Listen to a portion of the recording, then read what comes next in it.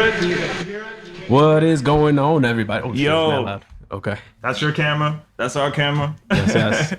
I would have been looking over here like, hey. No, you don't see it. It's just gonna be like this, like sliding into the picture.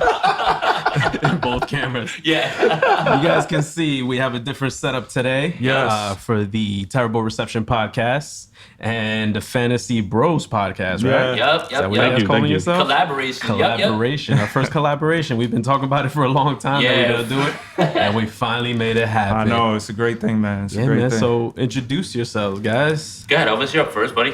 Elvis, man. Elvis Morel with my boy here, Jay. You're The guru of the Fantasy no, Bros. just the guy. Before just the guy. pros. Just the guy. Just the guy. Yeah, I mean, honestly, I hate the word like analyst. That's so fucking stupid. Honestly, it's just like we're just guys with information and we're just trying to give. It's opinions more than anything. So yeah. That's all Yeah, it is. no, I feel you. Yeah, man. So I go by Jay Suarez, as you guys may know. That's it. Parlay. Yes, sir. You know what's funny? That's actually, I wrote this down. I didn't know your government name until like a year ago. Where'd you this, Piffy that. Where'd you get Piffy Parker? So Piffy Parker comes from. All right. So I mean, you guys know that they do music. How we met actually is it was during the time that I was doing music. So Yeah. I mean, that's the name that I came up with, and obviously, I mean, well, I didn't necessarily come up with it because the word Piffington was funny to me, and I kept using it, and obviously, whatever. I was like, this is drug paraphernalia drug type addict. of association. Correct. But it was kind of a cross between, obviously Peter Parker and this thing that I adopted, as far as like the music that I made, because I always wanted my music to kind of border on the idea that comics are involved and stuff like that. I wanted to be a little bit more of a reflection of me too. So Right. that's where it kind of came from, and then it kind of stuck. Honestly, people never call me Jay anymore. Like people are like, "Yo, Piff, what up?" I'm just like, "Bro, that's not my name." This might be a bad beginning to front the of my kid. podcast, but like when I first saw you, I was like, yo, John B is a drug Yo, dealer. yo, it's crazy because it's I either get that all the time when I'm out. It's not a bad thing, though. No, It's not definitely a not. bad Because thing. I love John B's music. Yeah. Didn't know that I was gonna grow into like looking like him. Yeah. It's the goatee more than anything. He has the the thin beard and shit. yeah. I don't have that. It's either that or it's Klay Thompson now. That's the other one I I can see get all the Klay time. Thompson. Yeah, I mean, sort of. He's with the old girl from Spider-Man now, so like I had to unfollow her on Instagram. She's canceled now. Oh, man. That's hilarious. Another thing, I've never seen you without a hat. Oh my god, yeah. All right, so hold on. It's getting kind of hot in here too, actually. Let me do that. Boom. Yeah, Okay. so, yeah. I have. I mean, I seen have you hair, without a yeah, hat. so that's the thing. Now we're pushing the narrative even more, you know what I'm saying? I mean, the good news is that usually when people wear hats, they usually think that, your hair is terrible, whatever. Right. It's not. No. You know? Like, I wish what's I his had name? that. Gardner. Brad Gardner should always wear a hat. Oh, Brett Gardner? Brad Gardner. He has a big old melon. But okay, so Elvis, sir, how did you guys come across each other? How did you guys start your podcast first and foremost? Well, Jay actually was the founder of the podcast, and then he just kind of brought me along, which was pretty good because we both like football. Obviously, he's very, very into that aspect. Yeah.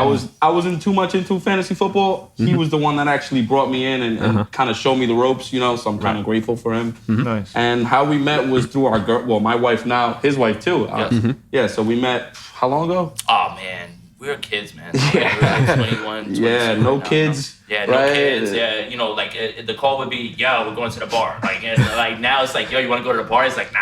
I got the kids, come to man. my bar. Can't do it. That's the other thing. He'll just be like, "Can we just drink in the basement?" I'm like, "All right, I guess." Yeah. That's a smart move, though. You don't want to pay extra for bottles when you can, you're the same Absolutely. price. Got at your the own. time. Absolutely, man. Absolutely. It's a lot cheaper to buy 2 cases of beer and just drink them here. And it gets crazy down here. Like, Oh, I'm Elvis, sure. I mean, I'm not certain if you can tell from the video, but Elvis is Dominican. Oh, and look at quite that. Dominican.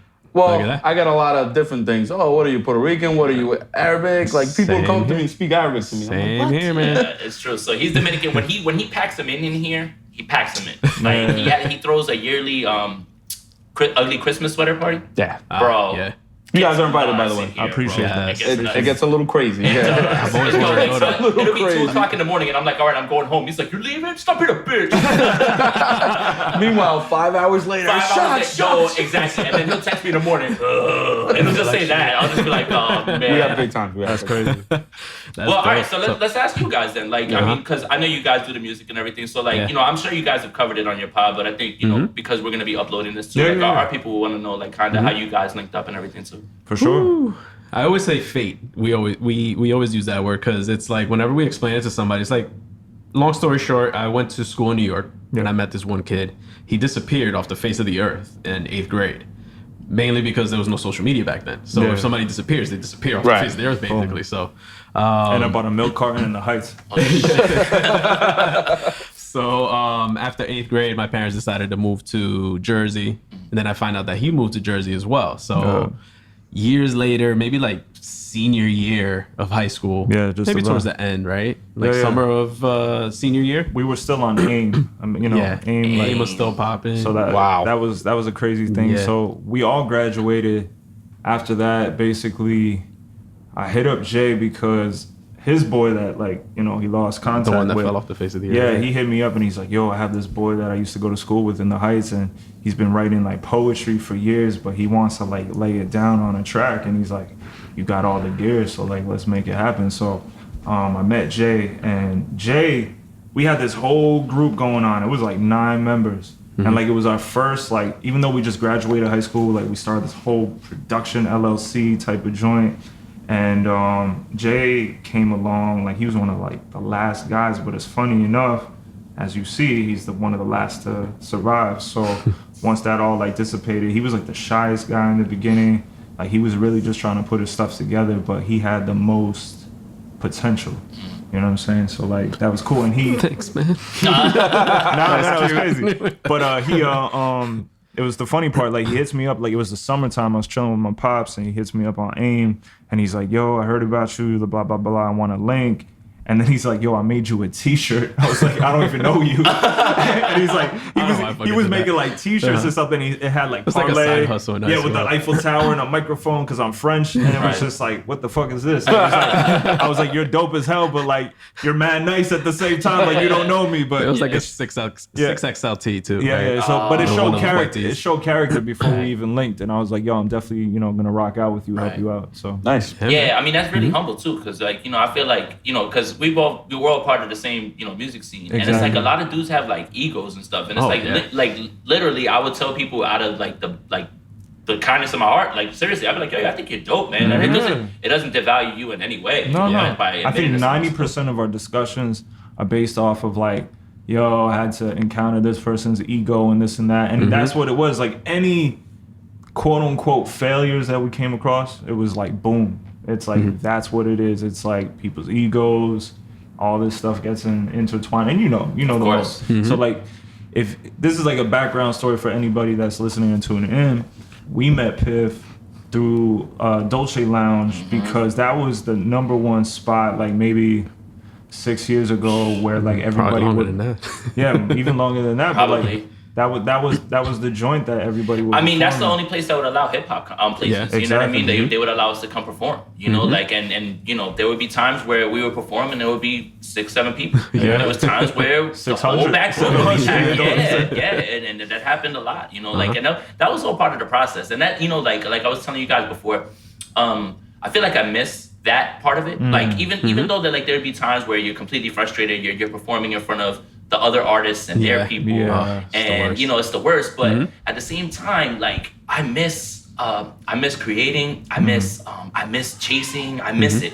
As frustrating as it is, it's rewarding though. Like when you have that 100%. really one good show, like that one, the one that we were just talking about, right before the Super Bowl, it was both your birthdays, or it was just we did like a link because we're both Aquarius. Yeah, our birthdays are like 2 weeks apart. right. nice. But you guys packed that whole shit out, the whole back room, and like I got to perform based off of the people that you brought. You know what I mean? Like and. That was one of the best nights, you know what I mean? Like, and that's the thing, it's like, so it's like I miss that part of it a lot. Like I really do. Maybe you can give me or give us insight, because we were talking about this all the time, where like, you outside of us, you're another witness of how crazy you used to get. You know what I'm saying? Like you were packing it out, you were driving the crowd crazy too. And I feel like in Jersey, the thing is like there's mad people that have legacies within their towns and stuff like that.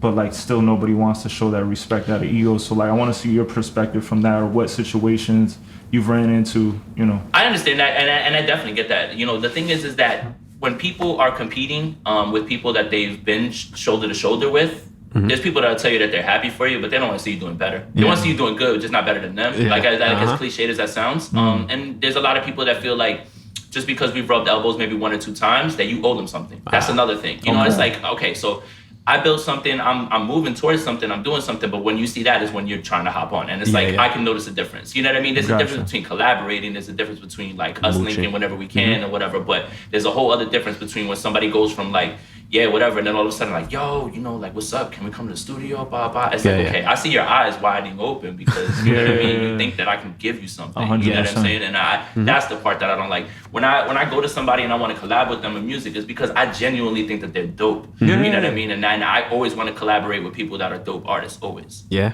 100%. God, you guys making me miss this shit. Look so at that, bad, man. Hey. I swear, man. You're making us miss it. I know.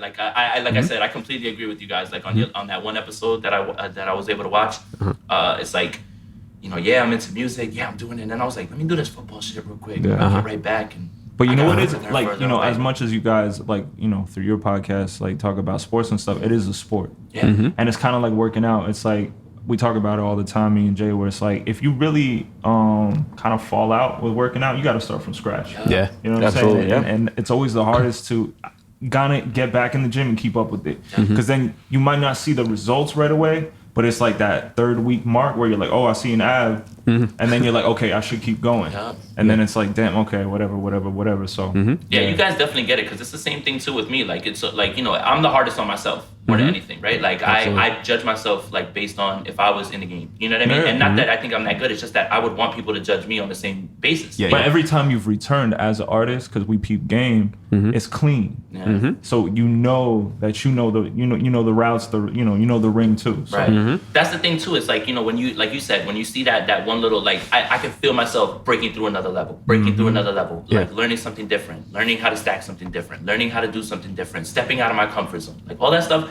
The journey of creating is really what I really miss. The journey of failing while I'm creating. Like there's plenty, you know this, there's plenty of songs where you're like, yo, I think this shit is dope. You listen to it a few months later and you're like, I'm never gonna listen to this shit again. I hate it. I think it's terrible. You know what I mean? Like, and All the time. yeah. And Have you ever approached music yourself? No. What's your view? Like, I guess, like from outside perspective, like between sports and music, like how do you feel about like the two worlds? Like, do they need each other? Because we see a lot of people like Drake that go from, you know, like Absolutely, I think it does. I mean, I love music, but I listen to everything. I'll listen to some, you know, country music, to some rock, to some hip hop. You know, I went through those stages where one day I like this music, then I like the other. It must be a Dominican thing. It's gotta be a Dominican I was driving thing. the other day and I randomly put Incubus on. I was like, listen to Incubus the whole day. Exactly. No, but you know, music and sports go hand in hand, man. Yep. It's crazy how it is, and that's why you see guys like Drake, you know, that are so into their city or wherever they come from. Yeah, I think they say that, like, you know, the ball players want to be the rappers want to be the ball players. Yep. And in turn, like, we Especially live, Drake. especially Drake. Look at Le'Veon Bell. We live in a world of like cross marketing. So I'm like, I think a cool question would be like, if you were to be cross brand marketers, what would be something that you would pair together?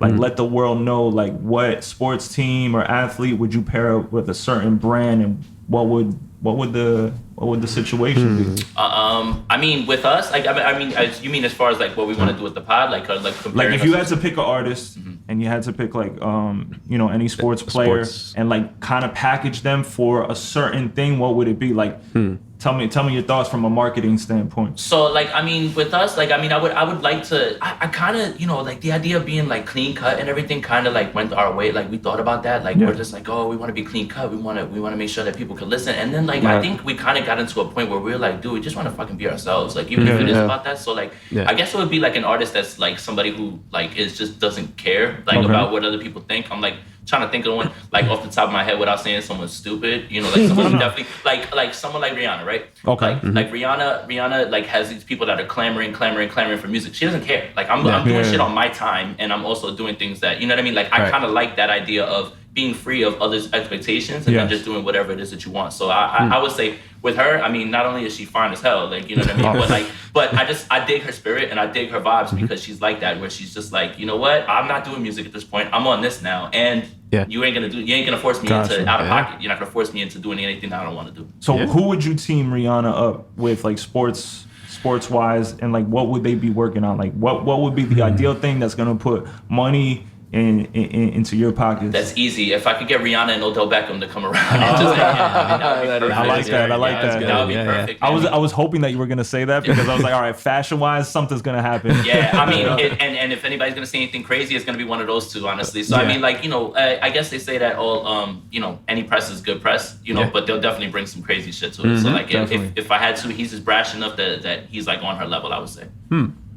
That was a good answer. Yeah. What about you? I was like thinking the whole time, and I'm thinking, if we have to stick with football, I would pair Kanye and Baker Mayfield. Oh, that's perfect. That's crazy. Going along the lines That's of perfect. not giving a damn, not giving a fuck about anything, and just like throw them in one of Kanye's like Sunday prayer services and watch Baker go off. Yo, I would love to see him like catching the vibes by himself. Baker's funny as hell. So No, he is. I would pair those two up. And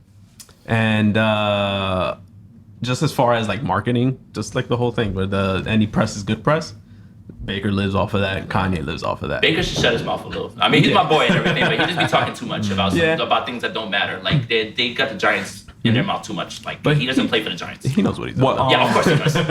As you guys, I mean, I don't know if you guys know, but usually when Jay and I talk sports, I'm like always out of loop with sports. Like for me, I just like watch like soccer at most and maybe basketball once in a while. But in terms of, I know that there's a new football player that came out as bisexual, and then today came out with his boyfriend. I want to get everybody's thoughts on like how do you feel like how I didn't hear about that. Football player? Or a soccer player. football player. There's a football player that recently. I gotta look that up honestly because I gotta see who that is. Yeah. I I was mean, confusing him with Lil Nas X. No, I was about to say. I was no. about to say. There's a football player that I've been seeing a lot. While you look that up, while we were talking about pairing somebody up, I would actually pair Jay-Z and Peyton Manning, man, because whatever they touch turns into gold. Think about it. That's a good segue, real quick. I mean, now think about it. His duo just came and took your checks because every time you see Peyton doing anything, it's either hilarious or everybody actually pays attention to it. You know what I'm saying? And so is Jay-Z. Jay-Z, whatever he touches, And whatever. before anything even drops, they're gonna have a Netflix series. You're right. You know what I'm saying? Yeah, man. So I would pair those two guys up. Ryan Russell. There you go. Yeah, so he's a free agent. I'm not too familiar with him. I'm Hey, not listen. sure. I'm just saying Power because to him, I'm man. not saying from a homophobic standpoint. I'm just saying like because there is, I would say sports is still like a very masculine, almost a Football toxic. definitely Sometimes is. there's a toxic Football is toxic. masculinity Yes. within sports. Yes. So like when you have guys that coming out like this now. Being free spirited sometimes it affects the business. Absolutely. So I'm saying like if there was one of your favorite players that came out, is still support. Wouldn't care. Do you think most of the society would support that player? No, and that's the problem. I think we saw it a little bit with Michael Sam. I mean, if you guys I was remember just that, about I to mean, mention that too. all he did was kiss his boyfriend after he got drafted. He made one team. He was on the Cowboys practice squad. Never heard from him again. And he was a beast in college. So I just don't think that. I don't think the world's ready for it. Like that's the sad part about it, honestly. It wouldn't affect me in the slightest. I don't care, man. I really don't, man. If they're helping your fantasy football, I don't care. If you're gonna make me some money, I don't care, man. With Odell, when they were saying, as I long don't as care. he's catching the balls on Sunday, I don't care. As long as he's catching it's got a whole nother term for that. You know what I'm saying? You had to run it. I had to, man. Well, he's one of my favorite players at the time, when this whole thing went down.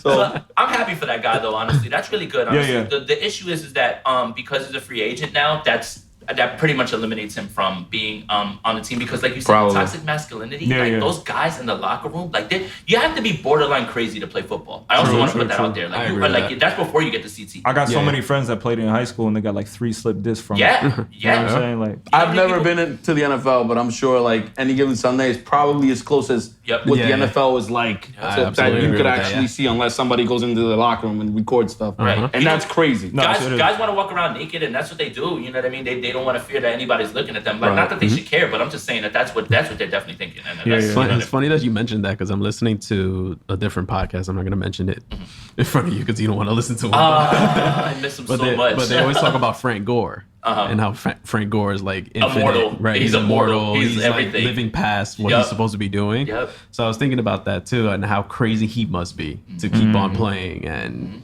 how he gets beat up on a day-to-day basis and he's still in there. And he's still there, right? Look at Andrew Luck. Right. You know what's crazy about Frank Gore too is someone I want to say it was like maybe like the last year that he was in Miami and they when he was a Hurricane, Right. they asked one of his teammates, and he said, "I'm pretty sure he can't read." Oh my And he God. couldn't. He couldn't for a long couldn't time. read? He couldn't. Like, he was Wow. dyslexic. He had a lot of issues with shit. that, and he almost just gave up. Like, his mom was on drugs, like heavy drugs. And he got to football, and they started playing well, and the coach was like, "Look, I'm gonna help you get into college," and got him into Miami U, and the rest That is is so history. dope, Yeah, yeah. it is. It Good is. for him. Good for Look him. at that. But you definitely do have to be borderline crazy to play for as long as Frank Gore wants. I mean, Like, no, no. alongside being borderline crazy, I'm thinking about that. Sometimes a lot of these players come from situations growing up where it's a hard life. Yes. They come from poverty. Their parents are on them to be the best of the best. So when they do graduate from high school and they're going into college, they're getting ready for draft picks. So my question is, what's your guys' thoughts about, football players and like coming across like stardom and fame and money too quickly, and you hear about a lot of these disaster stories of like, they lose everything they work hard for, and now again they might end up with 3 slip discs and like nothing in their Right. check. Nothing to So, show like, for it. Right. what is your thoughts about that and like people like Jay-Z that's coming to cover people so they're not becoming targets to just like 360 deals in a situation, in a So sense. the thing is with the football players, I think, is the issue is like you said, they come from the inner cities. They got people that they're hanging around all the time. When you get that money, you want to share it with them. Yeah. But then you got that friend who's got an idea for a business. It's the same problem in like the artist community. 100%. You know what I'm saying? course. 100%. And then you don't want to feel like you're abandoning your people. And they be your family most of the time. They're the ones that get you the most, because they're going to be like, yo, remember I changed the diapers and blah, blah. And you know what I mean? Like, and if you ever watch, there's a documentary, 30 for 30, Broke. Broke, yeah. Andre That was Rison. That was yeah. the first 30 for 30 I ever watched. Yeah, it's great. Andre Rison would talk about like, yo, I used to walk around with like $10,000 cash. He goes, by the end of the night, it's all gone. He goes, and that's not me spending it. I was like, we'll spend it on bottles. He goes, but my people will come to me, yo, I want to open up this car wash. I need a little bit of bread. He's like, by the time you give out all that money, he goes, you run through your contract. And then the NFL is so fickle, man. That's the thing. Like, you're one hit away from never playing again. Yep. And the thing is that these contracts are all, very, very owner friendly. Friendly. Meaning, Absolutely. After you get your guaranteed money, Yeah. Bye-bye. you're cut. That's it, man. Like, it's over. You could get a concussion. They say you can never play again, and the team would look you dead in your face and be like, "Get out." Bye. Next one up. Next one up. Now in baseball, you can slip a disc and never play again. But if you sign a 10-year deal for $300 million, guess who got to pay you all that money? So the lesson, kids, baseball over football. I keep telling everybody, I was like, my kid's playing baseball or basketball. That's right. No way 100%. I would let. If I had a son, no way he would be able to play football. I love the sport, but I would never let him play football. Yeah. You see, I kind of disagree with you there, because if you had a son, he's probably going to end up playing football. Because you love it so much, just like me. I'm so No, scared. I got like 2 fantasy boys. football. I don't like the. I played football for 2 weeks. But he's gonna watch you. But I He's hated gonna it. watch. All he's gonna watch in your Yeah, house that's is true. football. True, Like, true. I'm scared with my boys because I love football. You know, my favorite Yeah. sport's actually probably baseball, but I watch more football than I Right. do baseball. You understand? So I'm kind of nervous. I'm like, oh my god, my boys are gonna want to play football when they get older. I really don't want them to play football, so you I'm guys- gonna let them play whatever Do you they guys want. feel like outside of like, like recreational sport in school and like kind of like college, like do you feel like mainstream NFL, NBA, even soccer? Because I'm asking this question because in soccer, I know like it seems like so many things are already pre-planned. And I feel like there's like, as much as like there's mad drugs and steroids in the Olympics, I feel like everything is like pre-planned and like it's not fair game anymore in sports. You think that it's well? I mean, there's definitely there's definitely ways to think about that, and it's true. Like there's, you know what it is? I think in football that people will point to is the officiating. I would say that that's where they would say that the game's a little bit more fixed. Yeah. Like for instance, last year with the Saints and the Rams, Yeah. honestly, that was, that's a tough pill to swallow. That's a terrible call. They could have called one of 3 penalties on that play, and they called none. The last time I think the Seahawks made it to the Super Bowl, it was that Week 1 game with the other officials. The Fail Mary. Yeah, with the other officials. Yeah, that they would won have never got home field. Right, right. If they don't win that game. And they won that game, and they made it all the way to the Super Bowl. And I think Yeah. they lost because they threw it at the 1-yard line, right, or something like that. No, that wasn't the same year. I think they That actually wasn't the won the same year? bowl that That year. was They probably won the bowl that I year. don't remember if they won. I just know that game made them go to the But Super Bowl. to your point, more than anything, because I think you're absolutely right about that, is I think that more people are getting, like, they're feeding into that, and they feel like that because the officiating gets really bad, Yeah, man. right. And it's I think almost that's in all sports, though. Yeah. Baseball with the strike zone. Yeah. NBA with the fouls. That's how I feel about boxing. I can't watch boxing Boxing. anymore. Boxing is The worst sport. I feel like sport is a religion. Religions connect to politics, and politics run everything. So like for me, I'm seeing more and more money runs where it's everything. like it might sound like conspiracy, but I think like it runs the world. Like soccer games, if your country loses, it literally starts like war. You know what I'm saying? So I can't be under that kind of pressure, man. And honestly, I couldn't. I would never be. you got your whole country on Right. not your state. Right. So you Soccer watch referee? soccer a No, lot? I'm good. Is that your sport? Yeah, soccer like is my jam. I've gone to a couple Red Bull games, man. They're awesome. Yeah, it's amazing. I've always wanted to go to a soccer game because I hear it gets like Oh, it pretty gets crazy. crazy, dude. The too. I thing hear is, I'm hockey games are surprised fun. that you haven't been to a soccer game because, like, since you love EDM, it's got that same vibe, but in sport form. Yeah, it's That's a the whole best lot way party. I can It's a explain. party. Yo, it's crazy. I could see that. You know what I'm saying? Red Bull game, man, like $20. You're sitting right down there. Yeah, It's yeah. fun. It's I would great. love to Okay. do a Manchester Might do it. United game just to do it. You My know? first football game was a Jets game, and I never thought, like, me, if I'm there, I'm feeling it. I can't watch it on TV. TV. You know what I'm saying? Like, if I'm there, I'm in it. We're barbecuing, like, at first, when, That's how I feel the about best soccer. part. That's the best part. I gotta be there. I can't Exactly. just sit at home and watch soccer. I can sit at home and watch football and baseball and Yeah, basketball. yeah, But The soccer, issue I with all can't. that is that we do the pregame and everything. And we get there like 8 o'clock. By 1 o'clock, we're sloshed. And you still got another 3 hours of drinking. Dude, and then at the end of the game, you saw what happened? Yeah, they lost. That's crazy. Gotta watch Sports Center. I at the had end of to, the night. because we cover the fantasy and everything, and I watch every game. I had to stop drinking like during the game Yeah. because I You forget everything. Yeah, I get to the 4:30 games, and I've been drinking since like 11 o'clock. I'm already wasted. Like, and it's like, bro, like by the time that 8:30 game comes around, I'm asleep. You sleep, halfway yeah. through it. Yep. And, like, figuratively and physically, like, you wasted your money, too. Absolutely. You know what I'm saying? You know what's the best? Now that you mentioned that, I went to Cali last year sometime. I think it was like when was it? September, actually, last year. And we were watching a football game, Sunday night football game at 5 o'clock in the afternoon. Wow. It was so, like, my brain was just like all messed Doesn't make up. sense. Like, yeah, Sunday night West football, and Coast. then you could watch the game and still go out. Right. So crazy. But Amazing. usually you're watching football at 8 o'clock. It ends at what? 11:30? 11:30. By the time you're done, you're in bed. NFL Game Pass has ruined me. So NFL Game Pass lets you watch the game and just cut out everything else. Yeah. 45 minutes the game is. That's 45 minutes of game action. It takes 3 hours for the whole game to get Yeah. done. Yeah, the NFL needs to fix that. Like, there should be no commercial after a kickoff. There should be no commercial after change of possessions. Get them out there, get them on the field, and get them going. That's the Get 'em worst going. thing about the NFL. Yeah, it man. is. And they make so much money. They make billions of Yeah, dollars. it's not even like they're strapped for cash. It's like, come on, man. I don't understand how the contracts are like so ass for football. And they make the most money. I think it's because of the amount of games that they play. Right. And that's okay. why. So they're Well, only playing 16 games. Baseball's 162. That's true. NBA's like what, 90 or 82. whatever. 82. I guess that makes sense. But yeah. the other thing is this. It's like, the 12th guy on the NBA bench can get like $26 million a year, man. And That's it's like, crazy. dude, the last guy on a roster for the NFL is getting $300,000, and he's is probably wild. gonna be cut and put on the practice squad. Yeah. Like, it's crazy to me that the last guy on the bench in the NBA probably makes more than like some of the top tier stars. Oh yeah, absolutely. It's the rookie deals too and everything. That's why you see Zeke holding out. That's why you see Gordon holding out, because for 5 years they use you and they punish your body, And then they dump you. that's it. They'll go in the draft and take somebody else. I was thinking about that because, like, we also live in a culture where, like, health is, priority and stuff now. And the thing is, when you think about it, it's like running is like a primal instinct for survival. So if you're doing survival tactics, because you're not supposed to run like that. It's like if you're like back in the day, I was thinking about it. Like if you're being chased by a damn lion, you're running. Other than that, you're not really running. So like if you're doing that to your body for like 10 years, you're taking like 20 off. and also running into a brick wall. And Also also, a brick say- wall running to you. also having a giant man like Aaron Donald come after you. You see how Aaron Donald trains? So Aaron Donald is like this like He's he massive. looks like Kratos from God of War. Like he's like massive. so he has a guy and how he trains is he holds 2 knives. Yeah, and he yeah. swings them at him. I saw that video. And he's like boom, boom, boom, boom, boom, and with That's like real practices knives. Like his he's not hands more. playing. Like, and that guy is chasing you.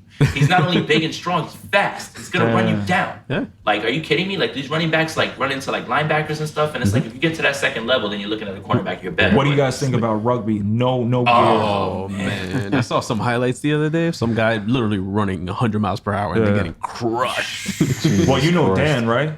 Our friend Dan, one time he used to play rugby, and this was like in the field rugby, and one guy like elbowed him in the head. He went blind for 2 days. Dude, isn't it that like the rugby players get their ears ripped off? Like Yeah, yeah. sometimes when they're I in could the see pile, that. that's why they wear the things over Yeah, their yeah, ears or yeah. whatever. Yeah, Yeah, dude, that makes sense. Dude, No way. No.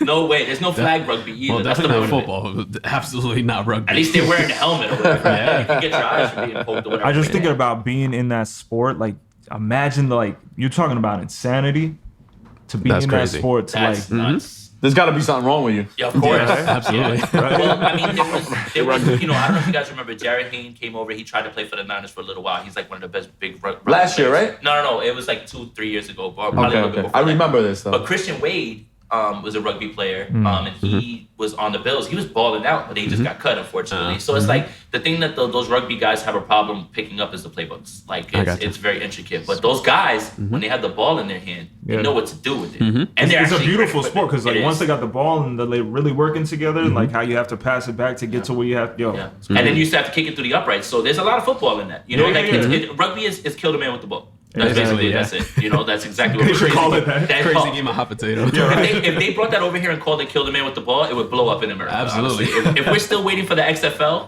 Yo, the XFL, we're still waiting. hey, look, It's crazy. He's like, yeah, let's do it. You know what I'm saying? That's all you Speaking of need. killing people, Oh, Jesus. terrible segue. Segue. I was trying to do the segue when Elvis mentioned Jay-Z. Jay-Z, earlier. right? I thought we were going to do that one. Let me go the Colin Kaepernick route first. Okay. I've been preaching, not publicly, but in conversations with other people, that if somebody signs Colin Kaepernick, even if he's the third string quarterback, it would be better for business or not good for business. For me, it's better At for this business. point. It's better for business, and I'll tell you why. First of all, the situation that he was trying to bring light to is dead now. Right. There's no more protests. Everybody, the ratings are back. No one's boycotting. Right. The only person who lost was him. Yep. Right. So you just have to think about it. Let's throw all the politics out the window, right? But let's think about it on a football level, right? So there's 32 teams, right? So let's say they all carry 2. So that's 64 quarterbacks. Are you mean to tell me that Colin Kaepernick is not one of the 64 best NFL quarterbacks when Right. Blaine Garrett's in the league? I was just about to Blake say, Bortles. at the end of the day, he's a player first. Of course, Right? of course. Mhm. So while I'm not caping for him to be a starter, I can make a case for him to start in certain places. You can disagree with me, but there's no way that anybody could disagree that he should be a backup quarterback at least and be in the league. Right. But we all know why he's not there. Yeah. But he has so much of a backing that, again, like if you're talking about, if we take, this is crazy because it's like if you take, business shouldn't have emotion involved within it, right? So it's like you can say that about both sides, but when you think about it from a business aspect, it's millions right there. You know what I'm saying? And I think that's why Jay-Z or anybody else is like the way that they go about it. He sounds like he's down in it and all that stuff, but he's just building for more. So all about the I'm money, glad man. you kind of went Yeah. to that because like I have like not a strong response to it, but I have like I don't know what to feel right now. And I want to hear it. All right. So here's the thing. So when I first heard it, it comes out that Jay-Z is going to be with the NFL and he's going to be picking out halftime performers. Yeah. And I'm like, bro, you were telling everybody not to perform at the halftime show. Yeah. So I'm like, all right. And then he's going to be doing social outreach and justice for the league. Yeah. So let's what do we know about Jay-Z? I call that an early flex. Right. So what do we know about Jay-Z? What's the one thing that we all applaud him for? Businessman. And what? Smart And getting the businessman. money. Right. Yeah. Why do we think that this is any different than any other Jay-Z tactic that's ever been out there? It's not.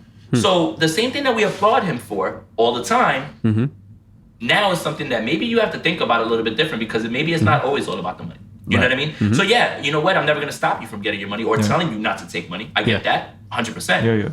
But to make it seem like, you know, that the interview that he had with Roger Goodell, it's time for action. These are actionable items. Okay, that sounds good. What are these actionable items? Yeah. I think it's like a again, it's tactics. He knows what he's doing. I mean, it's not the first time he entered a business room, but now since he has power, I'm talking about in respect as well. So it's one of those situations. Anybody who's questioning it on like the internet, I said, listen, Jay-Z's intent, especially with his wife and everything else, I think, you know, on a political level, I actually had this conversation with some friends. Like I was the only white guy at this cookout, and I was But saying, you invited to the cookout. yeah. I was invited to the cookout, and like basically, you know, they were like, "Yo, this is an interesting take that you have," and I basically said, you know, Jay-Z said the reason why any other subcategory of our human race is kind of like successful is that they did like, you know, he's like saying basically like from white people's standard, like, oh, we forgot about Kaepernick, like, because it's past. So he's saying the same thing. He's saying like you don't have to become the weakness. You don't have to embrace the weakness. Like we did our thing, it's on to the next thing. And that's how he's saying like the white people's mentality is it's like they're here, but they're not crying over it. We're on to the next venture, and that's why they almost seen as the. That's a good point. You know what I'm that. saying? So with Jay-Z, he's saying like, you know, because if you look at Beyonce, you look at Jay-Z, they have this swag where they don't have to force their respect on you. They're like, we're black, but you're not seeing us like that. You're seeing us powerful. My name is in your mouth. All you think is one thing. You know what I'm saying? So I'm saying from this sports kind of perspective, on a political level and a business level, it's like, oh wow, you know, like this is big, right? Because it's he doesn't have to say anything else. You just know it's a crazy move. Yeah. See, that's the thing too. That's why I said I'm not certain, because it's like, okay, you hear all those things and then you make a judgment, but I think you still have to give them time to do something That's too. fair. You know what I mean? Like, yeah. so I'm gonna say is I'm gonna reserve judgment. If halfway through the season I don't see shit happening, then I'll go back to slandering. Right. You know what I mean? Yeah. But like, if he starts doing things that'll help, then that's you got to give him the benefit of the doubt. Yeah. Is it for the coin? Yes, but can he do something? Sure. That's in the inside. That's what I was gonna say. Yeah. It's definitely for the money. I'm not gonna hate on a guy trying to make more money. Right. Does anybody question Michael Jordan or Tinker No. when they make a shoe? 100%. 100%. I'm Michael not Jordan gonna go. never cared about social justice ever, like at I all. heard he Like, invests his money in jails, who's that? in prisons. Of course he does. Jordan. It's big business. Jesus. I mean, oh man, that's how the rich stay rich. That's the one think- thing I'll give LeBron credit for, man. At least he uses his platform to talk about what he wants to talk about. Yeah. If anything, Michael Jordan and Jay-Z wouldn't get along. No. Nope. No. You What want do to say you- something else? No, it's fine. Speaking of LeBron, what do you guys think of him trying to trademark that Taco Tuesday thing? That's pretty cool, man. You know what's? Do you think he'll win? Nah. I don't think so either. There's too many things out there with that. It's just Yeah. I feel like everybody always wants to find a reason to hate LeBron. And it's Yeah. like, yo, he's too stiff. Oh, he's too funny now. Like, come on, man. Like, you know, what is it with this guy that is so polarizing? I used to be like that just because I was a big Dwayne Wade fan. Yeah. Back when they first came out, I was just like finding little reasons to hate LeBron. Right. And after a while, I was like, I guess he's cool. I guess he's really good. The Dave Chappelle effect. That's the way I see it. Right. And did you guys see the new stand up? Man. No, I haven't. It was Another really great good. segue, yeah. Honestly, that's prime Chappelle right there. Honestly. Yeah. I would Really? say. Yeah. I mean, It's that good? he's back There was so much honesty Yes, in it's- that it's- it was just yeah. like you can't deny it. anything that he said. Like he can't. says a lot of things that are going to be taken offensively. Like people are up in arms on things Oh, he's yeah. saying, but it's hilarious. Yeah. It's great. Yeah. The world we live in. Yeah. Oh man, that one joke. I don't want to blow it or whatever. No, don't say that. I'm gonna go home. He kept I'm gonna saying go later that and watch word, it. and I laughed. Is it the alphabet people?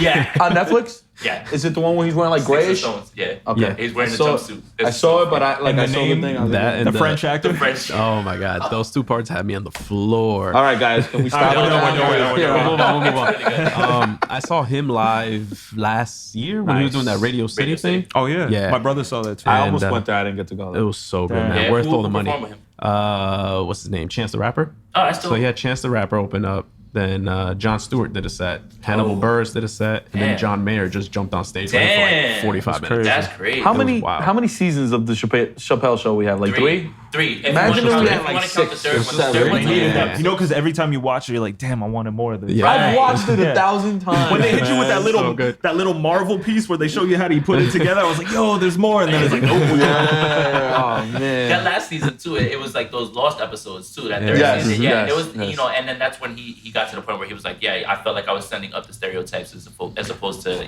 making fun of them. Speaking Yeah. of comedians, have been a rough year too for Kevin Hart between having to cancel with the Oscars and then like getting this Prayers car up, man. I accident. hope he's good, man. Yeah. What was the latest? I didn't. Yeah, he got in a Got into really a bad bad car car accident. Oh, I didn't know that. And he hurt his back. Back, Like, really bad. so I Mhm. don't. Surgery. Nobody When was like this? yeah. A few days ago. They didn't release Like 2 anything. days ago? Maybe I hope he's not like I mean, paralyzed. better, they said buddy. he's recovering. No, they said he's recovering. Yeah, You yeah. know, he should be all right. I mean, but that's still scary, man. And because he crashed one of like those older antique cars, like when he was driving. I saw him live, man. He's great. Yeah. Yeah, Kevin Hart. Yeah, amazing, man. He's He, mastered his craft for sure. Yeah. This is how fucked up people are, right? He just got into this accident, right? And then they released the clip of the shop. Was it The Shop? Yeah. The LeBron show? Yeah, he's where on he it with had Gronk, and he's on it with Lil Nas X Lil and a Nas few other X, people. and I think Kevin Love is on there too. Yes, and Kevin Love And- talks about his anxiety on there. Yeah. That's really cool. I really can't want to wait watch to get that. into that. But Lil Nas X was talking about coming out and all this stuff, and how not that afraid he was, but afraid how people would react to it at the time that he was doing it. He flipped it on America. I liked it though when he Yeah, said, right. like when he said, I did it when I became the biggest. Right. He was like, I didn't wait till I shot away from the spotlight. He goes, Right. I felt like when the song popped and I was number one, it was time to tell people. And Right. that I got respect. Respect, for. Yeah. respect. Because he didn't want to 100%. do it when he was on the rise, so people would think that he was doing it just to Trying get do- more Right, notoriety. and Yeah, if he's yeah. on the way down, then they're just saying, all right, Right, now you're right. just He's trying to trying to get pick it attention. up. Yeah, Right. so now so Smart. So the thing is, Kevin Hart said something about, oh, why is it that you were afraid or something like that? And now people are like bashing him for saying that. I was like, come on, he just got into an offends accident. everybody. I know. That's poor time. Like honestly, that's Terrible still time timing. right there. Yeah. So I'm definitely, I haven't seen any episodes of The Shop, but I'm excited to see The that Shop one, is pretty actually. good. I mean, I like the one with that they had with Drake. That was really good because that's right after the Pusha T thing. Oh, and the he baby was like, thing. and he was like Oh. really like he was talking about how he heard about it, and everything, and he talks about how that all the information that he got about his son was from some girl that 40 was dealing with. Yeah. And then he was pillow talking, and she The you know 40 what I'm saying? told her, and, yeah, and and she told Pusha somebody. paid, Pusha paid to get that out over there or Damn, whatever. so crazy. yeah, Can't and trust then, yeah, anybody. and, Yo, for and then real. he said he had that last diss record ready, and he said that everybody told him like, So yeah, you hold can't off. do this because Yeah. I think he was gonna go all in on Kanye, and Yeah. that might have been bad for his brand right there. or I heard it whatever. was what's his face? Who's that big like OG in Atlanta? Jay Prince. Jay Prince. I heard Yeah. Jay Prince told him to chill Jay out. Prince was like, nah, we ain't doing this. You're not. Yeah, but he's like, we're not doing if this. Jay Prince says it, you gotta listen. Yeah. Well, Jay Gang Prince affiliated. Right. Well, that's the thing too is Jay Prince helped him. Like his Yeah. son was the one who found him on MySpace, and Jay Prince was like, all right, bet. Like this Oh, is the damn. guy that I'm gonna help That's you what's up. I push. didn't know So, that. mhm. That's crazy. That's why he has all those Houston songs and stuff. Yeah, Like, he yeah, thinks yeah, he's yeah. Like, you know, there's Houston Drake, London Drake, Jamaica Drake. Yeah, because he's got the Houston Drake comes from his father's side, Yeah. I believe, Uh-huh. from the southern, and then his mom is just Jewish Canadian, so he's gonna get all that, you know. Yeah. Canadian. The Shop is dope though. I like it. It's a good. And that's another good thing that LeBron did well. I like that. Yeah. Yeah. So I can't hate on him anymore, man. Yeah, exactly. I try to He's- find little come things, but I on, can't. yeah. You know what it is too is like I feel like not just him, like a lot of people, we don't give them their roses while they're here. Yeah. You know what I'm saying? It's like when people go away or Absolutely. they stop playing, it's like, oh man, he was really good. You Yeah. heard that, Jersey? You heard that? Yeah, right. Yeah. Word. Tell people that you like them now. You know what I mean? Yeah. Like that's the thing. You know what I'm saying? It's like it shouldn't take someone dying. Like I feel like once Prince died, everybody was like, "Oh, Prince is a genius." Yeah. No, motherfucker, Prince has been a genius. You know, genius. like are you Yeah. crazy? Since he sat on that white pony. Dude, exactly. Like Naked. Like the thing is, it's like when he's oh god. but in the same breath that me saying that he's a musical genius because he plays all the instruments, writes all those songs and everything as well. Him being androgynous in that time has opened the door for Young Thug to wear a dress now. Absolutely. For Lil Nas X to come out. And Young because Thug. he don't get dude, Young Thug won't be able to wear a dress if Prince didn't wasn't do it. breaking down those walls. Androgyny was just that thing, like from David Bowie, you know, rest in peace as well. Like Yeah. it's just one of those things that I think they said it on the Chappelle show where Eddie Murphy's like, "Yo, the more you look like a bitch, Charlie the more bitches you get." He's like, "That motherfucker was pretty as hell." What is it? Shalimar got her to fuck, man. She's like, Mickey Freeze ain't a girl. It's like, "You bitches want some pancakes?" I just ripped you. Oh man, that was a good skit. That is, Yeah, that's man, great. it was great. It was great. Rest in so- peace, Eddie Murphy too. Yeah. Not Eddie Murphy, Charlie. Charlie. Oh, Murphy. chill. Yeah, Yeah, I was gonna say Eddie's gone. He's like, "Yo, too much news in one day. Too much news in I'm one gonna day."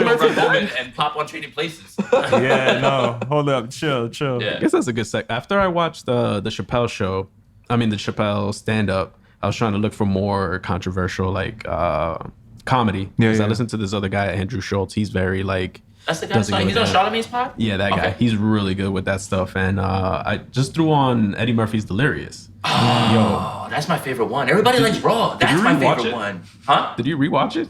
Nah, I haven't watched it in a while. Was it Raw or Delirious? One of the two. Raw is the one that where he's he was wearing going the nuts. red Delirious is the one where Raw he's is talking great. about his family. he wearing the red one? Yeah, that's Raw. Okay, so Yeah, I was watching the first 10 minutes of Raw. This one night that I played in the background. And the first 10 minutes, he says the F word. Not fuck. Not fuck. At least 50 Yeah, times. I was yeah. like, whoa. And he's like, was I gotta big put my cancer. hand over. Do that like, now. Yeah, don't look at my dick Yeah, or whatever. it's I'm like, crazy. yo, and it's crazy Yeah. because you won't get away with that now. No, like, yo, absolutely they will not. boycott your show. Real quick. Talking about Eddie Murphy, isn't he coming out with Coming to America again or something Yeah, like yeah, that? yeah. Right? They got Michael. They got Yes. Michael Blackson. Yes, they like have, a part 2 or I don't something. Yeah. need it. You don't need it, but you'll watch it. What do you guys think about that? When you have like a legacy like Bad Boys, and you have a legacy like, you know, Coming to America, like, were you like, you should have kept it? Yeah, because you could day. easily mess up like on the third, and then it's like you ruin that whole. Like we were talking about that the other day, where we were like, things that are kind of untouchable. Like I feel Back to the Future is something that you should never touch. Right. What else? Star Wars. I mean, Star Wars trilogy, they saved it, but I mean that's not in the same lane as like just like a classic. Like Dumb and Dumber. Don't do that. Leave it. Right, That's yeah. fine. I mean, I feel that way about Coming to America. I just feel like you're never gonna be able to capture that. Like that's just the perfect time, perfect everything. You know, that movie's perfect. You can watch that movie now. It's from the 80s still and great. laugh. Yeah. You know, there's no way you're gonna be able to redo that. And anything that you try to redo with that is gonna feel like you're forcing it. It's crazy, You know. So I mean, like I don't want it. I like Jay said, I'm gonna watch it. You know what I mean? But I don't gotta like it. You know what I mean? Exactly. Like you know. So it's like, and then the other thing is too. It's like certain movies. It's like, you wait too long to like capitalize on the sequel. Like you got like a 2 to 3 to 5 window, 3-5 year window to make this movie. Dude, you're talking about this movie came out in the 80s. Now you're gonna have to reintroduce this to a whole new generation that have no idea what's true. Absolutely. You know, All right, so Elvis and Piff, top 3 for top 3 what? movies that you Ever? felt like a classic. Oh, classic. Oh, didn't we talk about this on a pod? Like, Probably. So one of mine for sure is Whiplash. That is easily one of my favorite movies of all time that I can watch at any time. The movie is perfect. It's perfectly timed, and it's just the message, because at that time, I put out an EP at that time when I first saw it. Okay. And after I saw Whiplash, I was like, yo, I am not working hard enough. I was like, I swear, like I'm staying up all night. I'm doing all these things. I'm going to work, and then I'm going to do this. I'm still not working hard enough. Like the best line in that movie to me is when J.K. Simmons says the what is it, the biggest threat to great is good. You know, where he's like, you know, he tells a story about the I forget the guy's name, but he tells a story about how, you know, the guy throws a cymbal at his head or whatever because he's playing the drums and he messes up a little.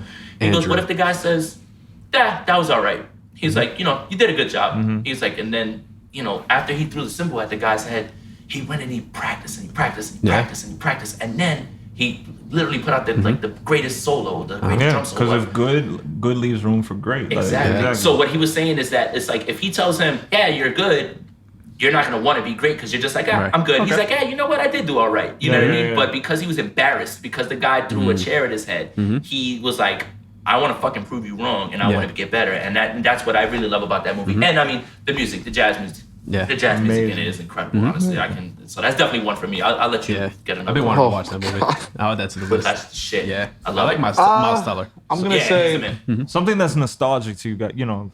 Oh, I Ferris Bueller's Day Off, man. Perfect. I Ferris Bueller, love that movie too. Oh, all right. So you're talking about things that you can't touch. Like, don't do it again. Like Kind of like your top 3. That's like, okay, boom, like this. Like you're never gonna be able to duplicate. Yeah, like Everybody should watch that. But it like it resonated with you that you're like, all right, this is a part of me. It was part of my childhood or like my teenage. Oh, okay. Yeah. All right. So then I got another one, but you guys. Go ahead. I What just about said you? Yeah, you said. What about Yeah, you? he's just so you Said can go Ferris back and forth. I mean, nostalgic, something that's a part of me, honestly, is because like my father used to watch it all the time. Like I don't want to see anybody try to touch Goodfellas or Godfather or anything like that. Like you're never gonna be able to like touch that. You know, those movies are a part of me, not because it's Pop's generation and your generation that respect it. 100%. And then the hip hop thing is like they were all in on that. Like all those clips from like those 90s hip hop albums, they're like from Godfather. They're all from Casino. You know what I mean? Like all those movies that I love. Like I can watch. Goodfellas to me is a Christmas movie. That's interesting. Even though it's not, and there's only one scene that really has to do with Christmas, but every Christmas I'll sit down and I'll do a viewing, like it's That's Home Alone or dope. some shit. That's dope. You know, like sit around, let's gather around, folks. Let's get Goodfellas. So are you that guy that says Die Hard is a Christmas movie? Die Hard is a Christmas movie. 100%. Die Hard is a Christmas movie. 100%. I hate that people say it. That's It's always at a debated. Christmas party. Christmas. What are you talking about? We have a Bruce Willis ornament. We just put on the tree.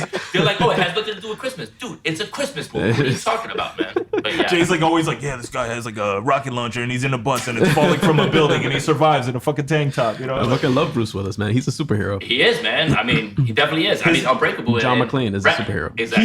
he's his own entity. Like, Yeah, you know that's what I'm it, saying? man. Yeah, what about you guys?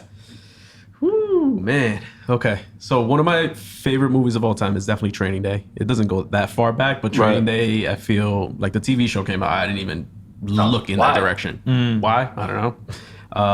The other one was American History X. I love that movie. Yeah, It's I love a that tough movie. watch though, man. Like that's a movie I've seen a bunch of times, but I'm like I'll watch it and I'll be like, Hits me I right don't there, feel man. good like right after watching it. You know, I like movies like that. Though. Yeah. That hit, like that strike a hits you. nerve. Yeah. Like Requiem for a Dream. Yeah. I seen it twice. I'll never see it again. I'm good. It's here. If you make me tear or feel some type of way, you did your job as a director or writer. History X is a good movie. And then to round up my top 3, Mystic River. I don't know if you ever got I've seen seen that. that. That is That's a really great movie, That is man. really That's another one where That's a that great one movie. scene with Sean Penn, Sean he's talking Penn. about Yeah, his, yeah. that hits me right there every single Right. time. right. I actually like my top Prisoner, man. I mean, it's not going Oh, back. Prisoners? Prisoners? Prisoner with Jake Gyllenhaal. Prisoners. It's my Prisoners? guy. Yeah. That movie's Hugh excellent. Jackman. Yeah, you ever seen that? That's I love Dennis Jake Gyllenhaal. And I got kids, right? so it's yeah, like, he's you know. definitely he's a Gyllenhaal thing. Yeah. Yeah, man. I really I am. love that movie. I know we're not going back. No, that movie's Maybe great, not though. one of my top 3, but you know, it's up That's Dennis there. Villeneuve, right? What's up? Dennis Villeneuve. He made that. He's the director. He I don't did, know who the director He is, did. though. Have you ever seen Enemy with with Gyllenhaal? He did that one too. Damn. That movie is. I gotta watch him now. Crazy. You guys big on Bond movies like Roger Moore, Sean Connery?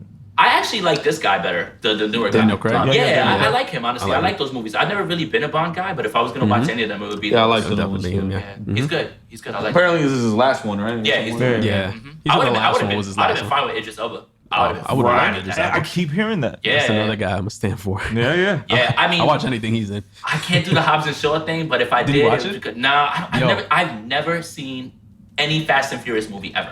I stopped watching What? after the None. I stopped watching after the third one. And I I'm right watched there this with you. one. Yeah. I went to the drive-in theater and I watched the double feature after Good Boys. Great movie, by the way. I heard that's hilarious. They're saying this like super bad. Good boys. Yeah. Like it's that What? funny. But with the three Oh, little man, boys, super it's so bad. funny. Yeah. Russell the Russell Crowe Gladiator. I was gonna say. before. Yeah, Gladiator is a good one. Not even part one. But Hobbs and Shaw was the movie right after that. Right. And it was surprisingly really good. Yeah, it might be I loved entertaining. See, here's the thing: is I like Idris Elba and I like The Rock. That's what I was gonna say. I'm gonna watch it only because of The Rock. The reason that I He's stayed amazing. away from Fast and Furious is because I have a strong dislike for Vin Diesel. Oh yeah.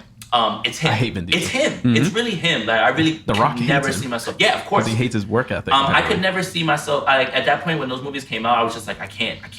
Vin Diesel ends up looking like low budget Rock. Right. Fast Now, and Furious. definitely. And the thing is when The Rock joined, Fast and Furious popped off again. Yeah. Like it was dead in the water until he got there. Vin And he Diesel's saved the it. bad. The only thing with The Rock, he is an excellent personality and actor, but at the same time, he has the Will Smith appeal where he's always The Rock. Yeah, I agree That's with that the thing, too. you know what Yeah. I'm saying? I agree with that too. That's true. That's definitely true. He's Yeah, the yeah. same guy. Yeah. He's the same guy. Yeah. Like you're like, Mark okay, Wahlberg. The Rock Mark just got Wahlberg. off, wrestling, and now he's in this that. movie. Who else? Denzel's like that. Denzel's definitely like that, Yeah, except for Denzel. Flight. And what was the one where he just played the lawyer? Roman. What was it? I forget the name of it. Is it Roman Israel? I think or whatever. Esquire. That's a movie remember. that he stepped out of his lane. I'll give Oh, that him was recent, right? Yeah, it's very Yeah, recent. yeah, yeah. But it's either he's the cop or the villain. Yeah. Something like that. Something. Yeah. It's always the same thing with Denzel. Or it's what's his name? From Pulp Fiction. Jason Statham is Jason Statham in every movie. Jason Statham. He's the transporter. Him and Yeah. The Rock were amazing together. Yeah, I heard that their Really? chemistry's really good. Yeah. Okay. There was a couple great cameos. Or like too. I don't wanna Schwarzenegger. give Like it a rock. Schwarzenegger's the Terminator in every movie. Yeah. It doesn't, it doesn't That's the only change. movies he does. Yeah. You know what I'm saying? But it doesn't matter where he ends up. He's like, he's a fucking Terminator. Have you guys seen Total? I mean, I know this is off topic. Have you seen Total Recall recently? Not recently. I don't but know, that man. was Watch one it of now. my- I just want to see if that stands up, and you tell me if you think I'll it watch still it stands again. up. Yeah, I mean, watch it now that you're older. It's way better. I enjoy watching movies like that I used to like as a kid because sometimes I'll be like, I always like True Jesus, Lies. I True used to Lies, like this. True Lies was my joint. True Lies. True Lies. Yeah, you watch it now. You're like, yeah. yo, the guy was strapped to the rock. Yeah, exactly. Oh, that's so cheesy. James Cameron, what are you doing? Yeah, that's hilarious. James Cameron. How does that happen? What was the other one I was gonna? Oh, so we were talking about this. We went to the Yankee game yesterday. We were talking about because It Chapter 2 is coming out, right? Yeah. So It 1 was incredible. I Like, loved and it's it. not even a scary movie. It's just a good movie. I loved it. Yeah. But then when I watched the miniseries again, I'm like, yo, this shit is terrible. Like, what were we afraid of as kids? Like, yo, Made a lot of kids afraid of I clowns. know. For And then I what? watched it now, and I'm like, you know what? This isn't scary or entertaining. It's just really long. Uh-huh. I'm I would more kick about that the clown in ones the face. that what's the one you said I should have watched, the Hereditary. Hereditary. I'm more into Hereditary those was joints. great. That was I mean, I don't want to give away what happened, but that one scene that Oh. caught me out of nowhere. I was like, oh shit. Yeah, I didn't That's the only even thing I like about Midsummer. The opening scene was just like, oh shit. I mean, Yeah. I think they set the bar way high, and then Yeah. it just like. But I like that directors are not doing the same thing where it's like, okay, let's aim for a blockbuster. Let's hit them with the shit that Yeah. knows that works. Let's put them in a situation like who doesn't feel comfortable in the daylight, you know? And it's when you make those regular things uncomfortable, like I think that is a great idea. Like, you know, it could be like a horror story about podcasting, and like every time we start, everybody's podcasting, and then you're like, "Fuck, I don't feel safe." I guess that's a good thing about Midsummer because it hits that, so you'll probably like it in that sense. That's what I'm saying. Everything happened like, in the daytime. I'm seeing it from that standpoint. I kind of gravitate more to the indie flicks, man. Like the mainstream flicks that I go and I see are just like those Marvel movies I see all the time. Obviously, I'm a comic book fan, so I'll go see those and comic movies and things like that. But like I find myself watching more indie movies. That's why I enjoyed Deadpool a lot more than all the other, like, because it was kind of almost indie made. Yeah. You know what I'm saying? Well, they had low budget, right? Exactly, and that's how I feel about Shazam. The same thing with Shazam. Like Shazam, like Shazam? No. Like Shazam. I'm like, what Shazam are you talking about? I was confused too. No, the new Shazam that they put. What's the guy's name? Zachary Levi.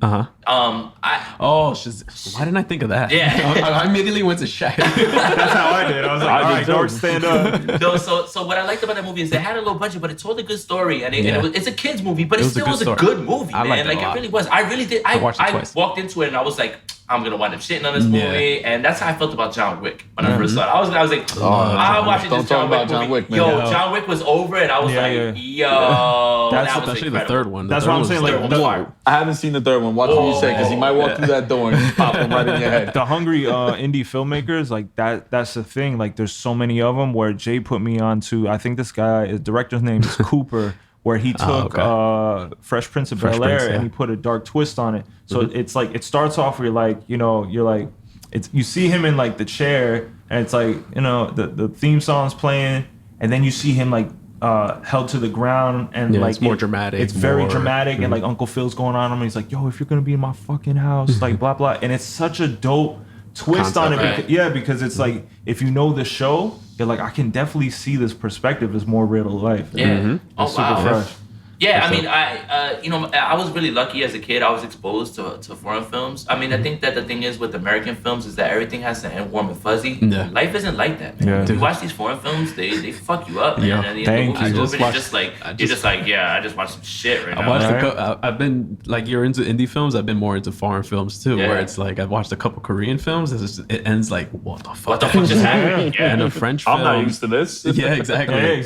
That I watched recently on, I think it was on Netflix. I don't know if it's still up there. It's called Raw. It's a French film. Where this girl grows up a vegan or a vegetarian, something like that, and then she goes through like this hazing process in college where they made her eat like a rabbit heart, and then she becomes a cannibal basically. What the fuck? And then the whole story just goes crazy. And the thing with French films, they'll leave you at that point, like you said, like, wow, that was discomforting, because that's literally where it ends. It just, the movie stops. You thought it maybe 30 minutes of there. That's exactly how that ends. Or it leaves you questioning. And I think I appreciate that in film. I think good art should always have you discussing when it's over. Like, everything shouldn't be so great, and things should be left up to the viewer. Honestly, like Inception? I like that. Oh my God, you just took it right out of my mouth. That's one of my favorite movies of all time. I love that movie. That's in my top 5. If we had a 5, I would have put that up there. Yeah. Literally a lot of depth to that movie. We named our son because of the director. Really? Look at that. His name's Wow. Yeah. That's dope. Yep. Christopher or Nolan? Nolan. Nice. Okay. Yep.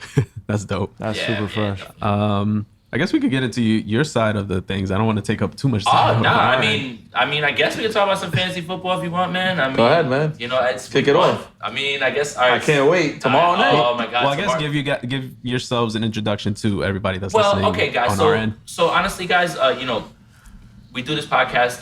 It's gonna be, you know, more and more this week because of you know, week 1 is tomorrow. Usually, what we do is we run on Tuesday. We run our waiver show, and we run the preview Wednesday, and then on Monday, you know, we do a review of the whole week. Right. So this week, essentially, what we'll be doing is we're just gonna go through the matchups, and we're just gonna figure out, you know, who it is that we're gonna be starting. I think the best way to start this now is because you play fantasy football. Yes, you I know? do. We were in a league together that we just drafted on Sunday, right? Yeah. So I got a C+ in. So Jay got a C+ on Yahoo. I was so pissed. Everybody was making fun of me because I was fix like, your algorithm. But then I sent them a message on Instagram, and he got a draft grade of 100 by Fantasy Pros. I just drafted my team and I got a C+. See, and I'm so upset right now. See, but that doesn't mean anything, right? So here's the thing: is remember that draft that we did on the podcast league? Yes. We got an A-, right? Yes. In Fantasy Pros, we got like a 67. Damn. I don't get it. I don't get it. Our team is stacked. Our first 3 picks were Saquon Barkley, Dalvin Cook, and Joe Mixon. I don't see how we blew that at all. It's literally a pump fake that the media is trying to It gets me so bad too. I was just like, dude, we crushed that draft. My first 3 picks in this C+ league were McCaffrey, Mixon, and Fournette. How did you mess that up? I don't get it. In the 3rd round, you got Leonard Fournette. I don't understand how you messed that up. Like that's not a. But how do you feel in that league? Like, do you feel like you're? That one I feel pretty confident. You feel pretty confident. But this is the league that I've been plagued with injuries, and I get that. That happened to you last year. Oh, dude, I had like Fournette was gone. Yeah. Remember Gordon was gone for a while. I lost Eifert for the year. At the end of the year, I renamed my team the emergency room. I remember. That's horrible. Everybody was getting hurt, so I was like, damn. I was just playing for my pride at the end of the season. He was literally like, I went to his crib like 3 times while he was on his laptop. This guy was on the verge of tears. He was like, it was the worst year. Ego. Because the year before, like, or 2 years, 2 years in a row, you won. Yeah. Yeah, and he won in this league. He won. Yeah, he won the pot, everything. Right. He was like, "I'm going on vacation." Yeah. You know what's crazy in that league too, man? Is I had a fucking stacked roster. I think I was like number 1 or number 2 in scoring. I lost 2 games by less than a point and didn't make the playoffs. All I do is win one of those games. I'd have made the playoffs. That's the worst. Yeah. So like the thing that I always tell people about fantasy football is it's like, yeah, you know, there's skill involved. There's a lot of fucking luck involved. A lot of luck. You know what I mean? Like after you put the guy in the lineup, if he gets injured, you did nothing wrong. Yeah. It's really what you have to ask yourself is what type of person are you? Are you a process person or are you a results person? I'm a process person. I love process. Because results kind of are fickle. You know what I mean? Like, look, let's say who's somebody that, let's say you started Frank Gore in week 1. Right? Would you want to start Frank Gore in week 1? Not really. No, he's not really rostered. But what if he scores 3 touchdowns in that game? Did you do it right? No, you picked the wrong person. You know what I'm saying? Like you got really lucky. You know what I mean? Like that's not you doing it right. Now, but did he do it wrong? Right.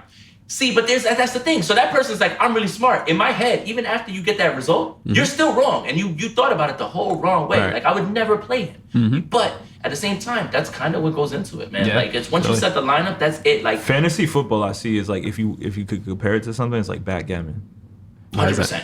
Like what? Backgammon? Yeah, I don't understand. Because like never played. He backgammon. agreed though. No, I get it. I get it. I'm lost still. Yeah, Go for it's it. a Dominican thing, I guess. Because like in backgammon, it's kind of like the thing is you're supposed to like fake out, like you have your opponent right, and you're faking them out by like sometimes you hit them again with the pump fake, so you might be adding a player, but you know like your next player up is gonna win the game because it's all about. And it's a lot of like mind fucking, a lot of like trash talking, a lot. That's of what happened. too. That's what happened in your draft, dude. I took Zeke at 5, and then in the 8th round, I'm like, I'm gonna reach on Pollard. I'm ready to go. Yo, the dude in front of me took Pollard. Yo, I looked at the thing. I was like, are you fucking kidding me? That's probably the best thing that ever happened to you. I mean, it doesn't matter now. In hindsight, because in my head, I was like, he's gonna be back week 1. I'm fine with that. You know what I mean? But I still wanted to lock that up. Now it did. Now you're right. It did wind up helping me because I didn't waste the roster spot on a guy who's going to be useless now. Right. Like completely useless. He could drop him right now. He definitely could drop him. 3 out of my 4 leagues, I have Pollard. Yeah, I mean, I get it. I don't have him in the league. So look, to explain, so Ezekiel Elliott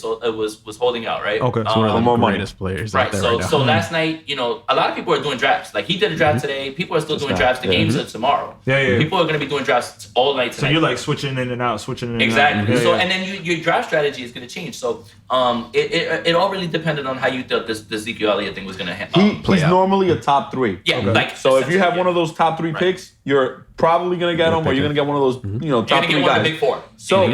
So since this whole thing he was holding out, people were just not picking him, and you could get him if you had the 7th, 8th, 9th, 10th pick. Would you say you like again your first draft dictates the rest of basically how your your season's gonna go? No. So the draft is one part of it. Honestly, that you can have a shitty draft and still win your league. It's the foundation. I would say. Absolutely. Yeah. So like. You don't. I forget who said that. I know that I'm stealing this from somebody. I just want to make sure that it's not like this is not my saying.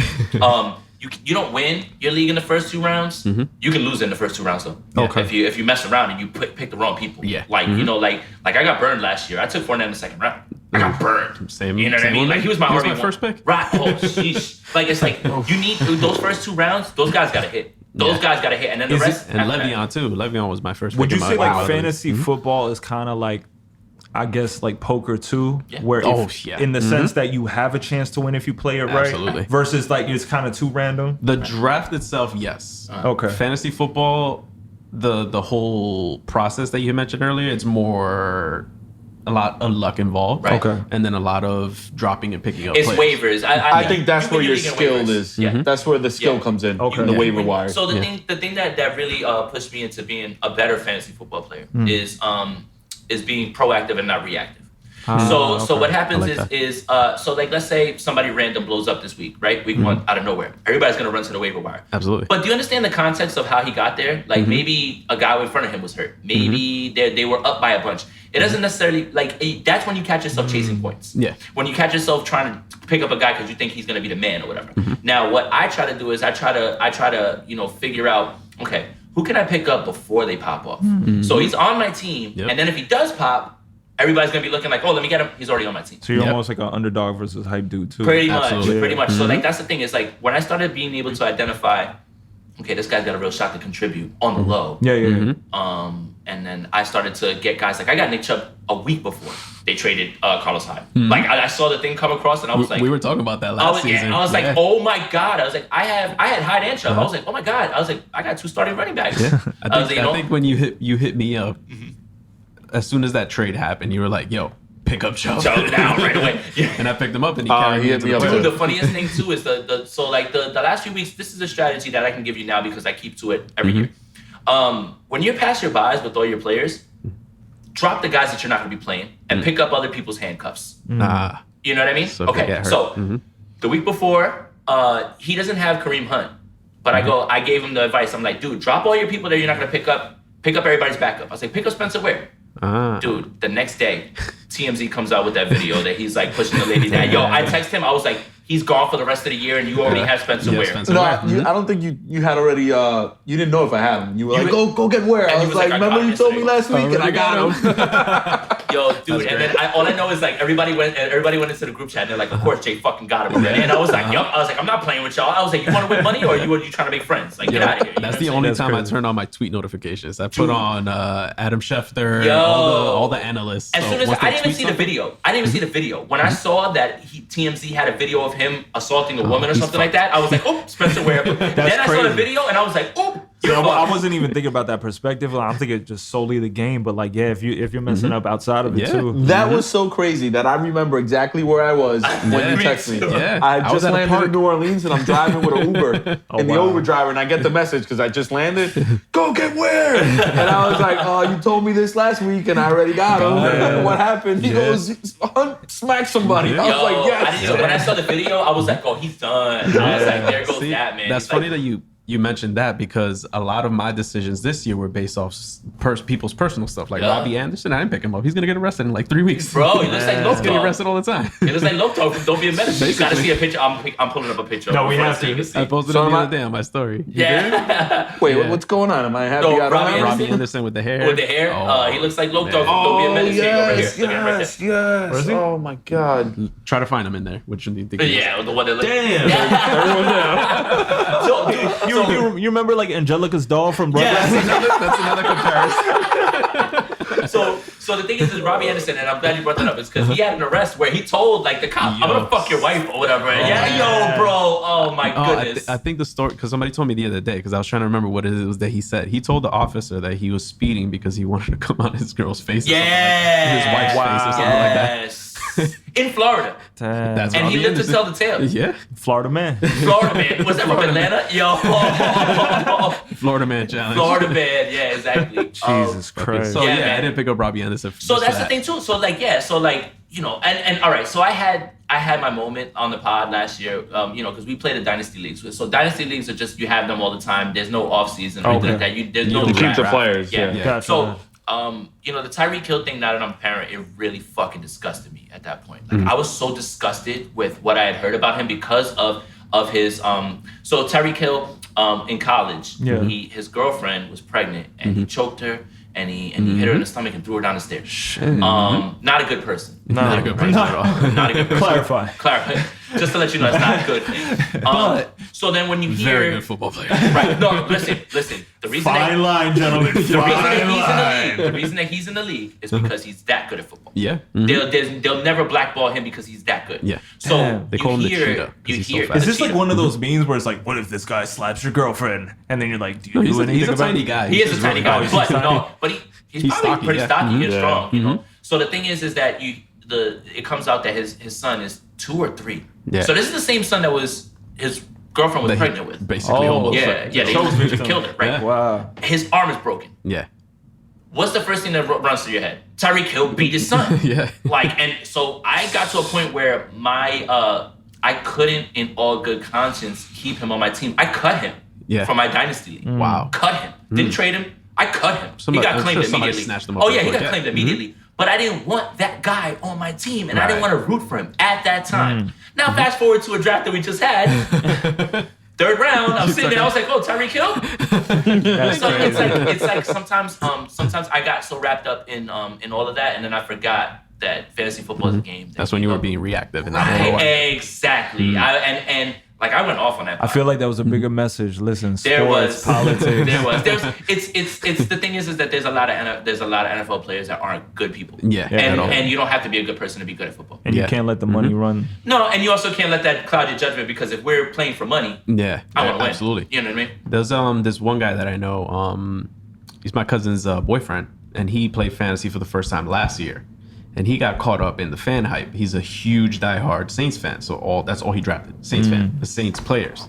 And I was like, you just lucked out that you have a really good quarterback, really good running back, really good wide receiver. So it carried him almost all season. If you, I was like, if you you have to separate drafted, that. if you drafted all Rams last year, and if you played Woods and Cooks and Gurley and who? Goff, Can we please not talk well, about I know. this? So give the backstory. Story. So give the backstory on that, and then we Okay. can just start rolling So into the others. I was in the first round of the playoffs. Mind were. you, this is the league that I had Bell in. I remember and I this still so made the clearly. playoffs. I remember this so Le'Veon Bell clearly. was a player that was holding out because of contract issues, Okay. and he ended up not playing at all. Yep. So Oh, I wow. wasted that pick, my first pick. He was like number 2 overall. Yeah. So that sets up my team for failure. So I dug hard. I drafted, not that I drafted a bunch of people, but I picked up a lot of people. So I strategically I made it to the playoffs, the first round. And it gets deeper than just like losing, right? So I make it to the first round of the playoffs. I'm very confident at this point. I'm like, yo, my team is stacked. So it was. I remember the game clearly. So it was the Bears against the Rams. They're at Chicago. They're at Rams. Chicago. Yeah. They're at Chicago. And The whole night time. Yeah, the yeah. night before, he had Thielen going, and Thielen had a bad game. Thielen did have that. So Thielen is really good. Yeah. And he would probably throw like 20, 25 fantasy points a night. And he gave the opponent like 12 points that night. I was like, okay, I'm still in this. So That's PPR, right? Yeah. So all I needed was, I think it was like 7 or 8 fantasy points. For a quarterback, From my that's nothing. quarterback. For a quarterback, that's nothing. The quarterback scored the most points. Right, right. Honestly, a touchdown's 4 points. Yeah. So on And that's average, with no yards. Right, with no yards. 0 yards. So on average, they'll do maybe like, on average, like between 17 if they're bad to like 27. I'll take if they're 17. really good. I'll take 17 in certain You weeks. you can't be playing that much to get 17. Yeah. Right. So Jared Goff is actually a really good football player, and he carried my team the whole season. Wow. So this game, I was like debating whether starting him or Foles, Nick Foles. Right. And I was listening to your podcast, right? And my boy Elvis over here, he I'm sorry. leaned me towards Goff. Dude, he Damn. was screaming on the pod, Goff, Yo. Goff. I love Goff. I was saying the whole time, I don't want Trubisky or Goff in this Yeah. game. This game is not going to be, I'm not trying to take a victory lap on it. Yeah, It's yeah. just, Yeah. it's just, I saw the defensive struggle coming. I saw it coming. Yeah, but you never think So that the he's gonna. small yeah, yeah. steps, in a sense. So listen to this. So I'm not done yet. It gets better. All I needed was, like I said, like 7 or 8 fantasy That's points. I was nothing. like, I got this in the bag. That's I'm nothing. good. I'm doing my victory lap, ready to go to the next round. And I'm like debating between these 2 quarterbacks. I was like, either of them could give me easily at least 10 fantasy points. So I'm like, who should I start? And then I listen to Elvis. Elvis is like, fuck it, dude, Goff this, Goff that. I was like, all right, lean me towards Goff. So I started Goff. He gave me -2 fantasy Yes. points. So to put in perspective, how hard it is to end a game in negative points. Yeah. You have to throw a lot of interceptions. You have to fumble the ball a bunch of times. Yeah. And that's It's like exactly what nobody Jared Goff scores did. negative points as a quarterback. Yeah, it never happens. It never happens. It'll happen to a running back. Like Yeah. your first carry of the game, you get cracked and you're out of the game and you fumbled, you're going to finish with That's -2. -2. You know what I mean? But, Influences everything. oh, It just wasn't my your year. God. That's it. It wasn't your year. And then again. So look, it goes back to what we were talking about with luck. It's luck, man. Like honestly, your opponent was is sitting in the crib like R.I.P. My season's over. He probably had like a 98% chance of winning. Exactly. At least a 98% I really chance. did, and I saw that bar going down and down and down. That I'm like, 2% though. oh my God, all I need is one fucking completion. Yeah. Right. Like put it like this. He It's was like, what is it? awful It's that 1 game. point for every 25 yards? Yeah. Well, is it 25? 25 passing yards. Something like that, yeah. That's, come on. all I Quarterbacks throw for needed. 200, 300 yards all the time. Especially Even if he Jared would have Goff. threw for 100 yards. Threw for 100 yards and threw you one touchdown. He was Done. so bad. You would have been good. So bad. So that's the story. And then, so then I'll never forget, I got the message from Jay. He's like, tell Elvis I said, fuck off. Fuck off forever. It's fuck off forever. I did not draft him at all this year. You know because of what? that. I feel did. you. I have to get over it. I feel you. I'll do it next year. And I wanted to talk to you about that because it's like, I agree with you where it's just like, God damn it, I don't want to draft this guy. But we also, like, you got to season to season, you know what I mean? And then value, you know what I'm saying? Like, in our podcast league, we got Goff in like the 12th round. And I was like, oh, come on. was Now you're not falling playing hard, fair. yeah. Yeah, exactly. So, like, it's just funny. It's all luck, man. Yeah. Like, I got into the championship on some bullshit, too, like that, where, like, It happens. Yeah, it does. Remember in my championship game? I was up by like 20 points. And he had McCaffrey, and I had Yo, McCaffrey Breeze. threw that 56-yard touchdown. This man was in here sweating, yo. And Like, I had Breeze, and he goes, Breeze will be all right, don't worry about no, it. Breeze And, looked bad. and he played terrible. And he's probably one of the best players in the whole league. Yeah, you know, man. it happens, man. Yo, he didn't want to do the pod that night. I'm like, yo, we have to do the pod. He's like, I can't think right now.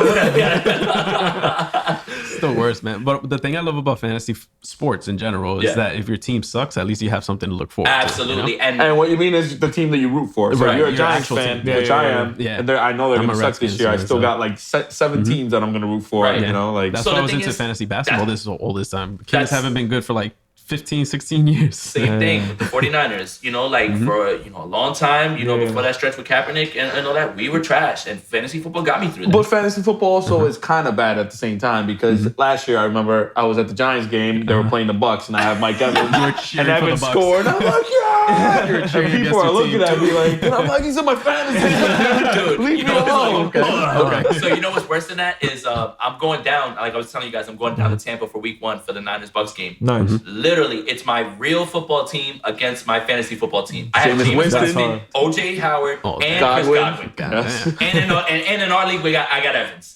So I would be like, score. You know what I mean? Turning up in Florida. Right. You're Yo, gonna turn into a Florida man. yo, the Niners fans are gonna roll on me, yo. Like, So what you wish for is that your team wins in like a 50 to 55 I love a game. shootout. Gotcha, I'd love it gotcha. to be 50-45 and the Niners win. I'll be like, our defense is trash, but we won. That's Speaking dope. of Niners, guess who I drafted in my emergency Let's league? go, Jimmy. Yeah. Yeah, I was he's all handsome. in on Well, Jimmy that last was year. your team name in the beginning, right? Jimmy and the girls. Jimmy and the girls. That's it, man. Girls. And then Jimmy, he it's tore his better than ACL. Stephen A. Smith's porn star Jimmy. I can't stand that Porn star shit, man. Jimmy. I can't stand He loves that shit. saying that. too. Yeah, it's like stop saying that. It's so cringe. Yeah. He's just a corny. hater, that's why. Yeah, absolutely. All right, man. Elvis, do you wanna do some news and notes real quick? We'll just run through like some, Go ahead, run some through people. it. So Ezekiel Elliott signed, guys. Beautiful. I got him with the 5th pick last night. Here's your advice. Start him. You're welcome. And if you're like me, drop Tony Pollard. So, yeah, you know what? That is a good point because, I mean, if you have Zeke, I could see a world where you would keep Pollard. Hold just in but case. I could see a world where you drop Pollard. Pollard's Right. on a lot of waiver wires with me, too. So Would you suggest, well, it's probably too early, but maybe trading it to the Zeke owner? yeah, absolutely. If he wants to double down and you got somebody who's maybe a casual, yeah, for 100% I would. Yeah, Interesting. definitely. Some other quick hitters. Kenyon Drake will get a lot of touches in air quotes. I love Kenyon Drake too. I think he's a great player, but fuck that. I'm not. Yeah, listen, they're playing Baltimore this week. It's hands off the entire Miami Dolphins offense. Stephon Diggs didn't practice today due to a hamstring injury. God damn. Exactly. God, it's week 1 already. I have no digs in any No of my digs. league teams. Thank you. So, like, to explain to you a little bit too, like while we're doing this. Yeah. So today's Wednesday, right? Okay. The games are on Sunday, but Wednesday and Thursday are really good indicators as to like Who's when the gonna guys play. are gonna Who's play. gonna play or So if they don't Gotcha. practice on Wednesday and Thursday, if they don't practice Friday, they're not playing Sunday. Gotcha, Most gotcha. likely, it's not gonna happen. So that's why we go through these things. Like on Wednesday, like we could talk about Diggs now, and he's worried. He's worried. If you have him right now, you got to watch. So you got to wait until right before 1 o'clock. Right. If he gets a limited practice in, and he's notorious for those game time decisions. So I would if you're the Diggs owner, make other plans. Make sure you're going to play somebody else. I already got a backup. Yes. Well, you do because it's week 1. But yeah, that's the thing. It's like you have to watch. If he gets a limited session in tomorrow, you'll feel a little bit better. Doesn't mean anything though. It doesn't really mean that. But you also got to get ready for the Thursday night games too. Yes. Right? So, man, tomorrow, man, I can't fucking wait. This is excellent. All right, Amari Cooper full practice. They say the foot is fine, so he's good to go. DK Metcalf is going to practice again. It looks like he's going to start outside with Jerron Brown and Tyler Lockett in the slot. So now that David Moore's out, it's going to be DK. Jalen Hurd is going to be downgraded from week to week, so he's not playing this week. I don't think he was really an option at this point. He's more like a dynasty league and a deep stash. Cam Newton avoids the injury report. Thank God. Excellent news. Says he feels like a rookie now. For me too. Everybody feels they're in the best shape of where they're from. Yo, you know what's funny? In our draft, DJ Moore and Curtis Samuel are there. He's after me, and I'm ahead of him. And I'm looking at DJ Moore, and I'm looking at Curtis Samuel. He takes DJ. I took DJ. He took Curtis. Yeah, because he kept telling me, "Oh, do Curtis," and as a courtesy to him, I was like, "I'm not gonna take it," because you gave me that insider, and then I was like, I got Curtis. Damn, he just passed up on him. I was like, most of my leagues. I just wanted to feel safer a little bit, but I feel like Curtis is going to be better than him. It's just, you know what's crazy is I tell people things all year. I have my own rankings, and then like I'll get to the draft and I'll still make a different decision. Like it's just how I feel in that moment. I have Curtis almost everywhere else. I don't really have too much DJ Moore. All my teams. Yeah, he's on all my teams, 100%. If I'm in your league, pretty much I have him on my team. I've passed over Moore. Just because I know I'm going to get Curtis later on. The thing is the discount that you were getting on Curtis before, now it's just around the part. It used to be you can get DJ Moore in the 4th or 5th and then get him in the 13th. And then you're looking at the same. But now it's 6, 7. Right. Or something like that. So Trey Burton is officially questionable for week 1. I don't know. I would make other plans with him. Yeah. I would make other plans. Yeah. Robbie Anderson is practicing on Wednesday. He has a calf issue. But he might get arrested the night after. Yo. He's now drafted. He's going to get arrested. I love it. Freddie Kitchens says that OBJ is ready to go, so he's good to go. All systems go. So, and the Giants are planning a massive role for Evan Ingram. They're saying this is really good, especially with Golden Tate out. So, like, if you have Ingram, I liked him. He was at the bottom of the second tier for me, like right behind the big 3. I made a case for him at 4. Kelsey, Kittle, then Ertz, and then Ingram. I can make a case for him. And then the last thing I guess we'll talk about is it's going to be 20 to 25 reps for Zeke. Doesn't matter. You got to start him, man. Like, if you got him, you wait on him. And the Melvin Gordon thing, nothing. Doesn't look good, right? Do you think he's going to play? I don't think so. I haven't taken him unless he gets traded. He has to get traded because the Chargers are just they're not going to pay him, man. Yeah. Well, they said that they're not going to open up negotiations till the end of the year. They've got 2 guys though that can do it. Eckler's fine. Eckler and Jackson too. Justin Jackson's fine, man. So that sucks, man. All right, let's run through these games real quick. So like with week 1, we don't really have to do a lot of deep diving. Like pretty much everybody who drafts right now, it's like play your guys now at this point. It's week 1. You know what I'm saying? So we can keep it brief, because we tend to be a little bit long-winded when we get into the matchups because I'm trying to hit everybody, and sometimes it's not as deep as all that. So tomorrow's game, the Packers and the Bears. At Chi-Town, right? Yes, in Chicago. That means a lot. Kicks off the 100th year. So last year, Aaron Rodgers played against the Bears on opening night, and he got shot up with a bunch of drugs, and he came back after the injury, and he was a loopy mess after the game. He was a mess. You could tell he was all on clearly drugs. high as hell. Clearly. But hey, he's a baller. But he did play them again in week 16, and I mean, I know he was a little bit more banged up, but it wasn't the same guy. Now, look, I'm not telling you to bench Aaron Rodgers. Just temper those expectations this week. You're going to start him, but you may not get the 2025, the big game. But he'll be fine. Devontae Adams, start him. Aaron Jones, start him. Aaron Jones last year against tough defenses, against Buffalo, against Minnesota, he actually performed well. 70 yards and a touchdown, and if you get something like that this week, you'll take it. That's good to know. You'll take it. I got him. You got him, yes. I would start him. I definitely would. I'm definitely starting. I definitely would. So the MVS and Allison thing is a little bit more unclear. So Marcus Valdez-Scantling is going to run outside from Devontae Adams, and then on the inside, it looks like it's going to be Allison. So, I mean, I guess you can start either of them, based on the idea that one of them is going to pop, but I kind of would like to stay away from it just to see this week, like, who's going to get more snaps and who's going to get more targets, and then you'll get a better understanding of it. So I guess that wraps up the Packers. I mean, you can play Jimmy Graham if you want. Look, I don't know, man. Like, that's Jimmy Graham. Yeah, man. Like, you have him? No. Oh, not as a player, you know what I mean? It's just like he's a little bit older now at this point. So it's like you're taking a dart throw. It's like almost the same thing as like if you wanted to play Greg Olsen. I traded him early last year. Greg Olsen?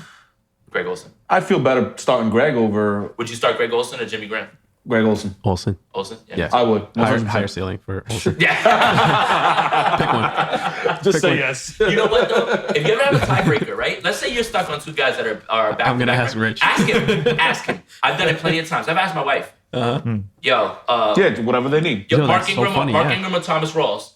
And she's like, I don't know. I was like, that's the point. Mark Pick Ingram one. or Thomas Rawls. She's like, Mark Ingram. I swear to God, I won a championship based off Look that. at You know, I that. played her on the thing. You know, so it's like sometimes you need someone who isn't like. Sometimes I feel like I get into a little bit of paralysis by analysis, where it's almost like I had too much information. Overthinking, Where I'm yeah. just like, Yeah, you- all the dude, time. I don't know, like, should I play this guy? And sometimes it's really right there in That's the how I video. feel about like photography equipment. I'm like, shit, I know too much. Right? You're starting to be Yeah, like, all right, after a is this a shot? Is this a shot? You know what I mean? Yeah, And it's yeah, like yeah. sometimes you got it like right Yeah, away, yeah, and that's yeah. the thing. And Yeah. sometimes you overcomplicate the decision. I agree, Yeah, honestly. With I do that with two of my boys. I always ask them, and then they always give me a good argument for both of the players, and I'm like, fuck, who am I starting at? Right, I asked you guys to help me. Right. That's the thing too. Is like I make the I'll do arguments up that. in my head too, like the both of them. Like I'll lean one way or the other, but I know the arguments for both of them. Yeah, You yeah, know what yeah. I mean? So Maybe that'll be my gateway to get rich into fantasy football. Hey, you never know. hey, listen, it's a slippery slope. it happens fast.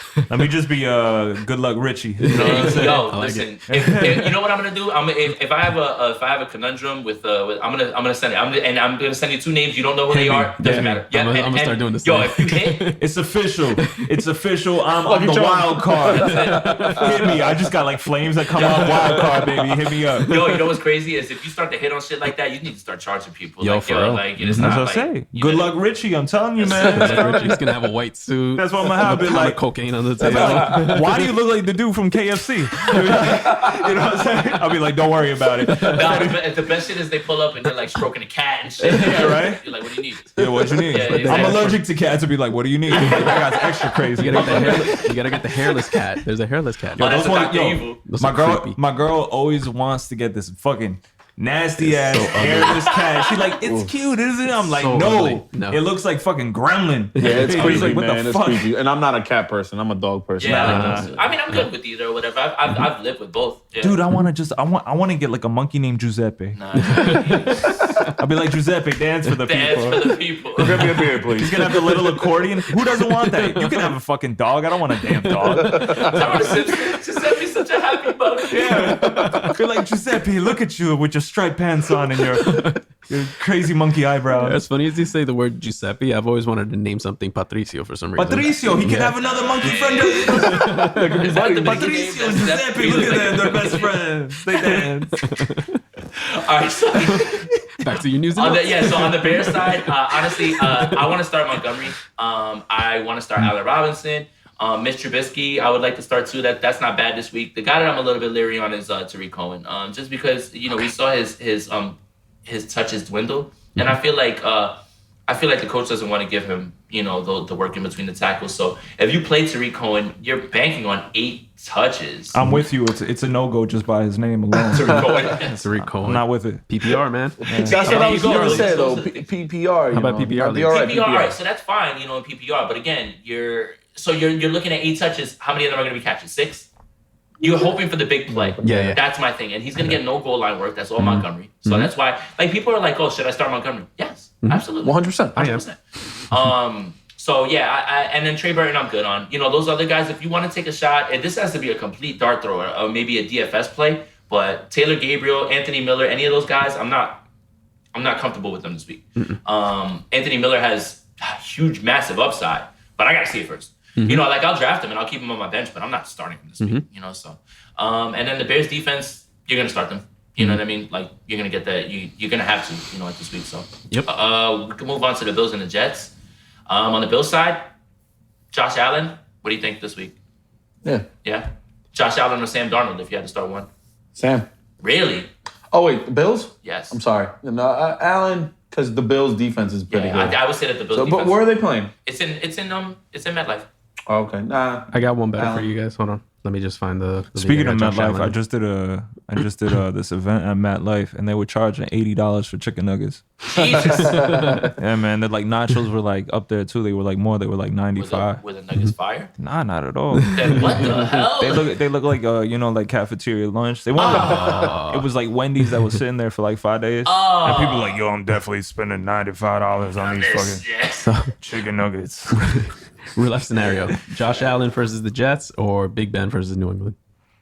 Ben. Okay, cool. There's just higher upside in that game. That the point total in that game is out of control. Yeah. Like that's gonna be a shootout. Like I wanna start as many guys from that game. If I have Steelers and I have Patriots, start them all. Like that's how. So look, we just covered the Patriots Steelers game. We never really got to talk about. There you go. Yep. You're welcome. There you go. Start Ben, start Connor, start Juju, start Moncrief, start James White, start Josh Gordon, start Julian Edelman, start Tom Brady. Start the whole damn You're team. welcome. Start Belichick too. So- Start Belichick, yeah, exactly. Start the equipment manager. Get all those guys in there. Like, no, with those high point total games, you always want to get a piece of those offenses. And yeah, so I would say Ben this week. I got Ben and Juju too. Yeah, that stack is incredible. In fantasy football, what would you guys say is the most hype or exciting part? Like I would say, like part of the season. Like, would you say how far into it? Playoffs. Is that peak moment? Playoffs. I would say if you need a win to get in the playoffs, like right there, like if you're one of those guys, like let's say there's guys that have their fucking spot wrapped up like weeks in. You know what I mean? There's always like that 10-2 team that's like I'm chilling. Yeah. But then there's that team that's like 7-6 that's like needs a win. Like Yeah. And you week get it, before the you're playoffs. But then very excited. here's the thing with those teams. I've been on those teams, I've been and then on I've plenty gotten of into the times. playoffs, and then I win the championship like Yeah. out of nowhere. Like it happened to me last year. Like I kind of backslid into one of my leagues, and a guy who had Mahomes and Hill and all these guys, they shit the bed the first week. He got bounced. I wound up winning the whole shit. You know what I mean? So it's like you just got to get in. Like again, in the playoffs, for me, it's harder to make the playoffs than it is to win a championship. And what I mean by that is, it takes more work to make the playoffs. When you're in the playoffs, it's a crapshoot. You're gonna be starting the same few guys, and you just gotta hope that they outscore the other guys. So it's more skill involved to make the playoffs. I feel like like you have to do more over the season. I think the best part of fantasy is when you are that 7-7 team and you need a big play from one of your players and you're watching it live And it happens. pops off and you're just you make the For the playoffs win. and you watch it. That's crazy. That's the best feeling in the world. That's sort of what happened to me last year with the Saints Panthers game at the end of the That year. was It was crazy. his championship, but yeah, like it was the guy I was playing, had Will Lutz and the Saints, and I had Kamara, and the Saints were in field goal range, and they handed the ball off on third down to Tommy Lee Lewis. I remember clear as day, and he fumbled out of bounds for a touchback. Oh, Yo, That was good because the guy can't keep the field I got goal a now. ball from my opponent. He was like, I can't believe it. I was like, Yo. yeah, I was like running back and forth through it. would you rather lose by 1 point or get blown I out? want to get blown out. Yeah. I want to get blown out. Because Those- I've lost with Big Ben taking knees and lose by like 0.1. No, see, because the blowout just lets me know that that's out of your hand. Right. You know what I'm saying? Like, there's nothing you can do about that when another guy's team goes off. But when you lose by 1 fucking point, And your guy that I you hate the started only fraction. gave you 3, but your bench guy gave you 15. Right.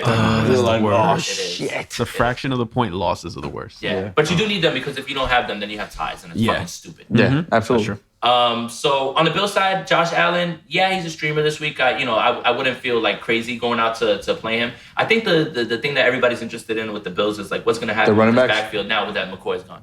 So Singletary and Gore are definitely going to split. TJ Yeldon's going to be on third down. Blah, I'm good on Yeldon. Yeah. But it's basically, like with Singletary, I kind of want to see how it shakes out. I wouldn't feel comfortable playing him right now, honestly. Yeah. And don't play Frank Gore. And as soon as I say that, he's going to score 3 touchdowns. Beasley, Brown.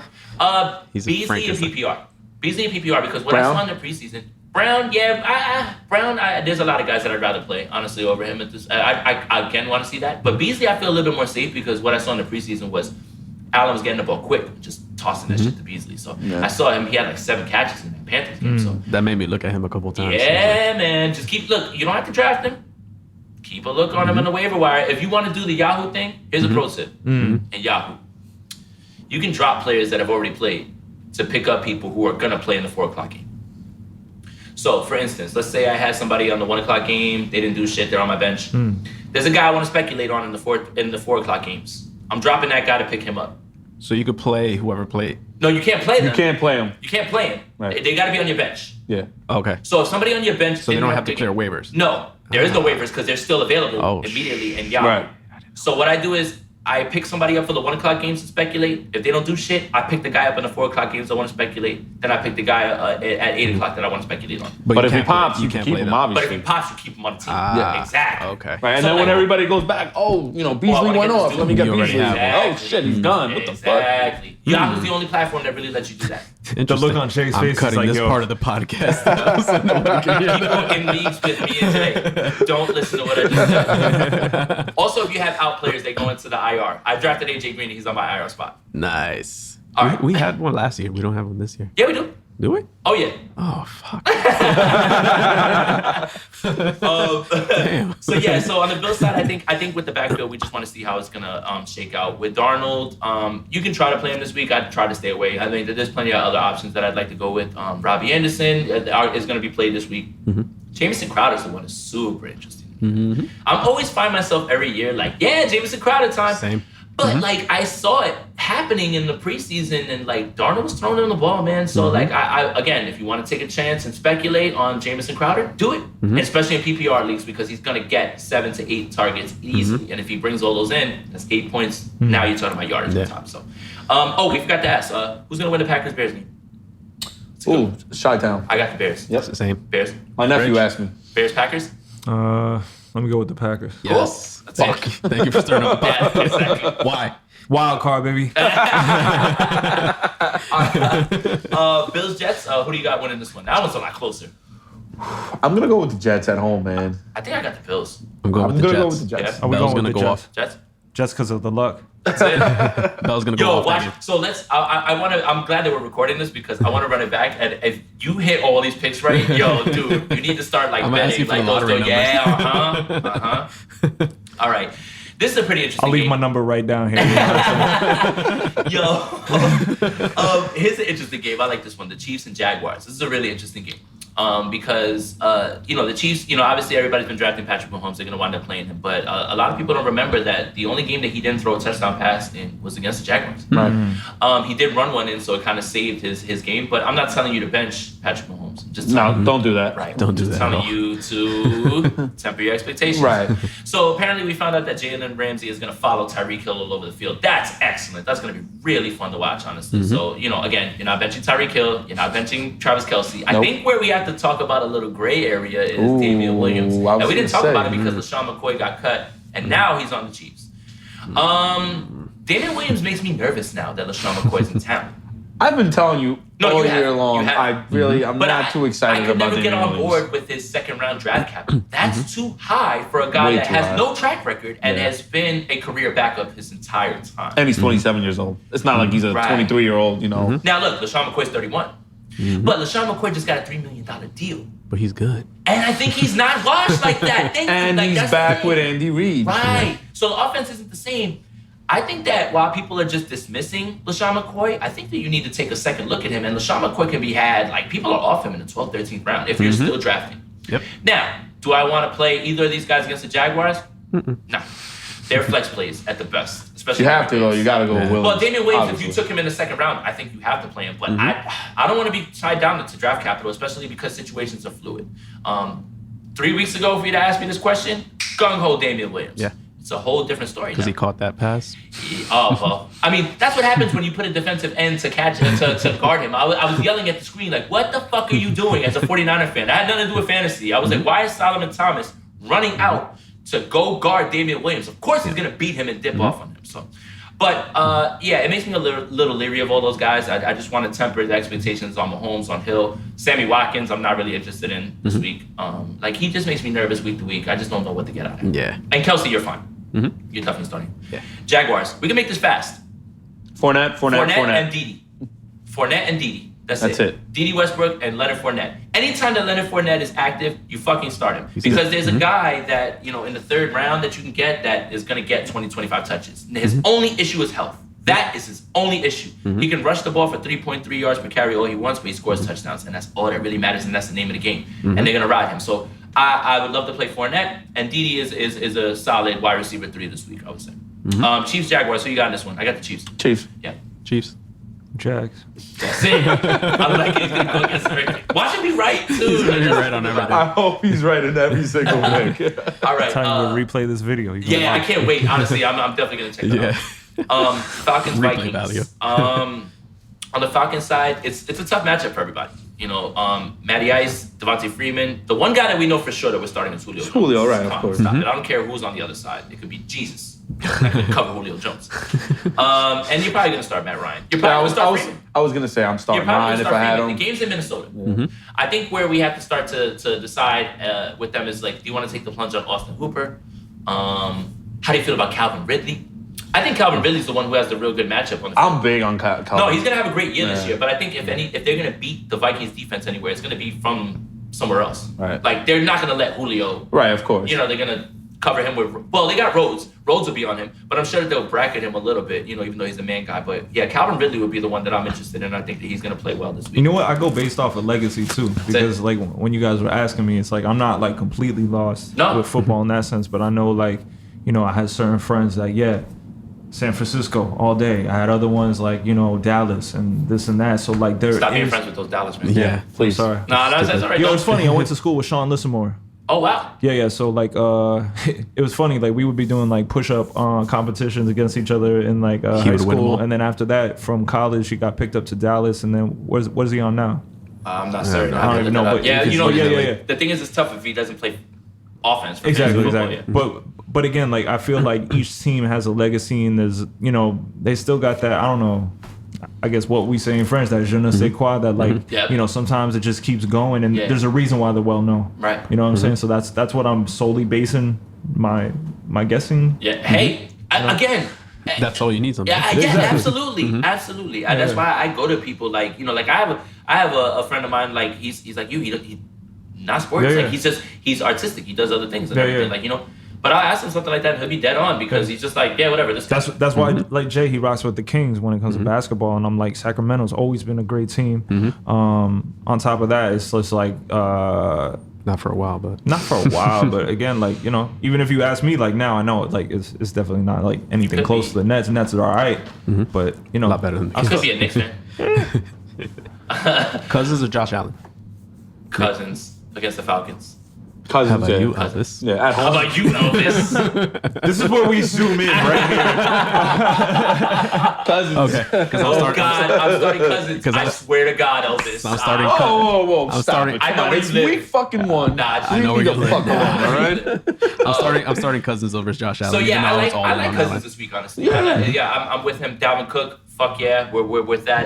We got to just watch Stephon Diggs, and you're starting Thielen and everything. The guy that makes me kind of sick, and Kyle Rudolph. Kyle Rudolph. Yeah. Thank you, man. I know that Cousins' name has been like it's been brought up more than a couple times over the past 3 years. Yeah, right? well, I mean, he got $80 million guaranteed. Yeah. Oh, his whole contract's guaranteed. Yeah. He's like the only player in the first league. one. Yeah, And I don't know how they feel about that. So I mean, I like Cousins. Statistic-wise, he played well. Yeah. Oh, you're a Redskins fan. That's right.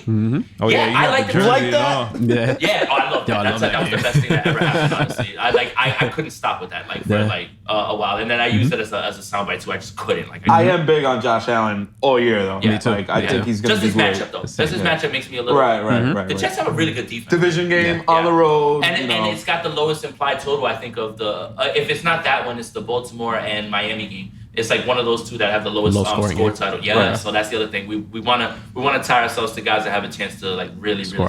Let me ask you guys, what's your best insight? I would say like literally when it comes to football teams, like who has the best team play? Like that's easy. Patriots. Patriots. Yeah. As much as I I mean- hate to admit it, it's Yeah, damn I mean, Patriots. dude, it's just it's system. That's a team. It's system, and it's the culture that they built. We were talking about the shop, right? Gronkowski's on that episode. Gronk talks about how Bill Belichick would walk up to Tom Brady in a meeting and rip him in front of everybody. Like rip him like you played like a fucking high school quarterback. Yo, you're talking about the greatest quarterback of all time. Now, if you set the precedent that he can get it, that 52nd guy on the roster knows you better fucking do your job. He's not playing with you. So he got the symbol to his head. right. Yeah. Dude, no one player is bigger than the system. So that's the thing. And Tom Brady's taking less and less money his entire career to make sure that they brought people in. It's always team first. It's always that. And that's why you'll never see this that you're seeing with the Patriots in any professional sport ever again. This sort of run. Never seen anything like that. Yeah. Falcons, Vikings. Who do you got? Vikings at home. I got the Falcons. I got the Vikings. Richard, you go first. All right, Vikings. Instinct. Oh, look at that. I'm going with the Vikings. Okay. No, I'm not man out this time. I think the Falcons have a really good team, man. I really do. I think they do too, but I just think that defense plays a little bit better. They'll be fine. I think that Minnesota defense, Dalvin Cook, and your boy Kirk Cousins. Yeah. I think Dalvin Cook, please don't get hurt. He's not. I just Stop want him it. to get hurt, man. I drafted him too. Alexander Mattison, if you want to pick somebody up right before that game, yeah. The backup. So no, just wait until close to 1 o'clock. If you're not gonna play one of those guys on your team or whatever, or if you have I always keep one guy on my bench. That is like a guy that I use that for, like to just potential cut. Rotate those people out. Yeah, I know you're talking. I have Ty Montgomery in one of my leagues. There you go. To do that. There you go. You want it because if Cook goes down, then the waiver wire is going to be lit for Madison. And our league isn't even fab. Mm-hmm. It's not fab, right? It's just whoever has waiver priority. That is madness. That's insane asylum madness. That's another strategy. Waiver priority. Yeah, you have to. So when you get waiver priority, what we mean by that is, so let's say I have the first waiver priority. If I never use that, I keep it. In certain leagues. Sometimes it just changes, which is stupid. But if you have that, you have to be strategic. How many leagues are there? There's plenty of rules. Yeah. Tons. There's different rules in every league. Yeah, so there's Same PPR, concept, have but PPR, standard. There's something called a guillotine league, a vampire league. A vampire league is something that I think next year I'm joining. What is that? So, all right, you're the commissioner. Let's say you're the commissioner, right? Yeah. Everybody drafts but you. You don't draft. So what do? You're just the commissioner? You pick off the waiver wire. You pick off the waiver wire when the draft's done. Okay? What? Right? But nobody else in the league gets to look at the waiver wire. But you. Right? Now, if you beat a team, right? You get to take one of their players. What? Yes. That sounds wild. Yes. So it's strategic. So there's plenty of guys on the waiver wire that we could pick up to fill out a starting lineup right now. Right. 100%. Yeah. Like you can get Trubisky to start. That's a perfect name. Big Ben was in our waiver wire right now. Exactly. And then running backs that we can pick, like That's crazy. Like we can do dart throws, like we can do Madison. Madison might get some burn. Ito Smith could get some burn. Like all these guys that you could think of that'll Ito get Smith. burned. And if you wind up beating a team that You take one of their players. take one of their players, any of their players.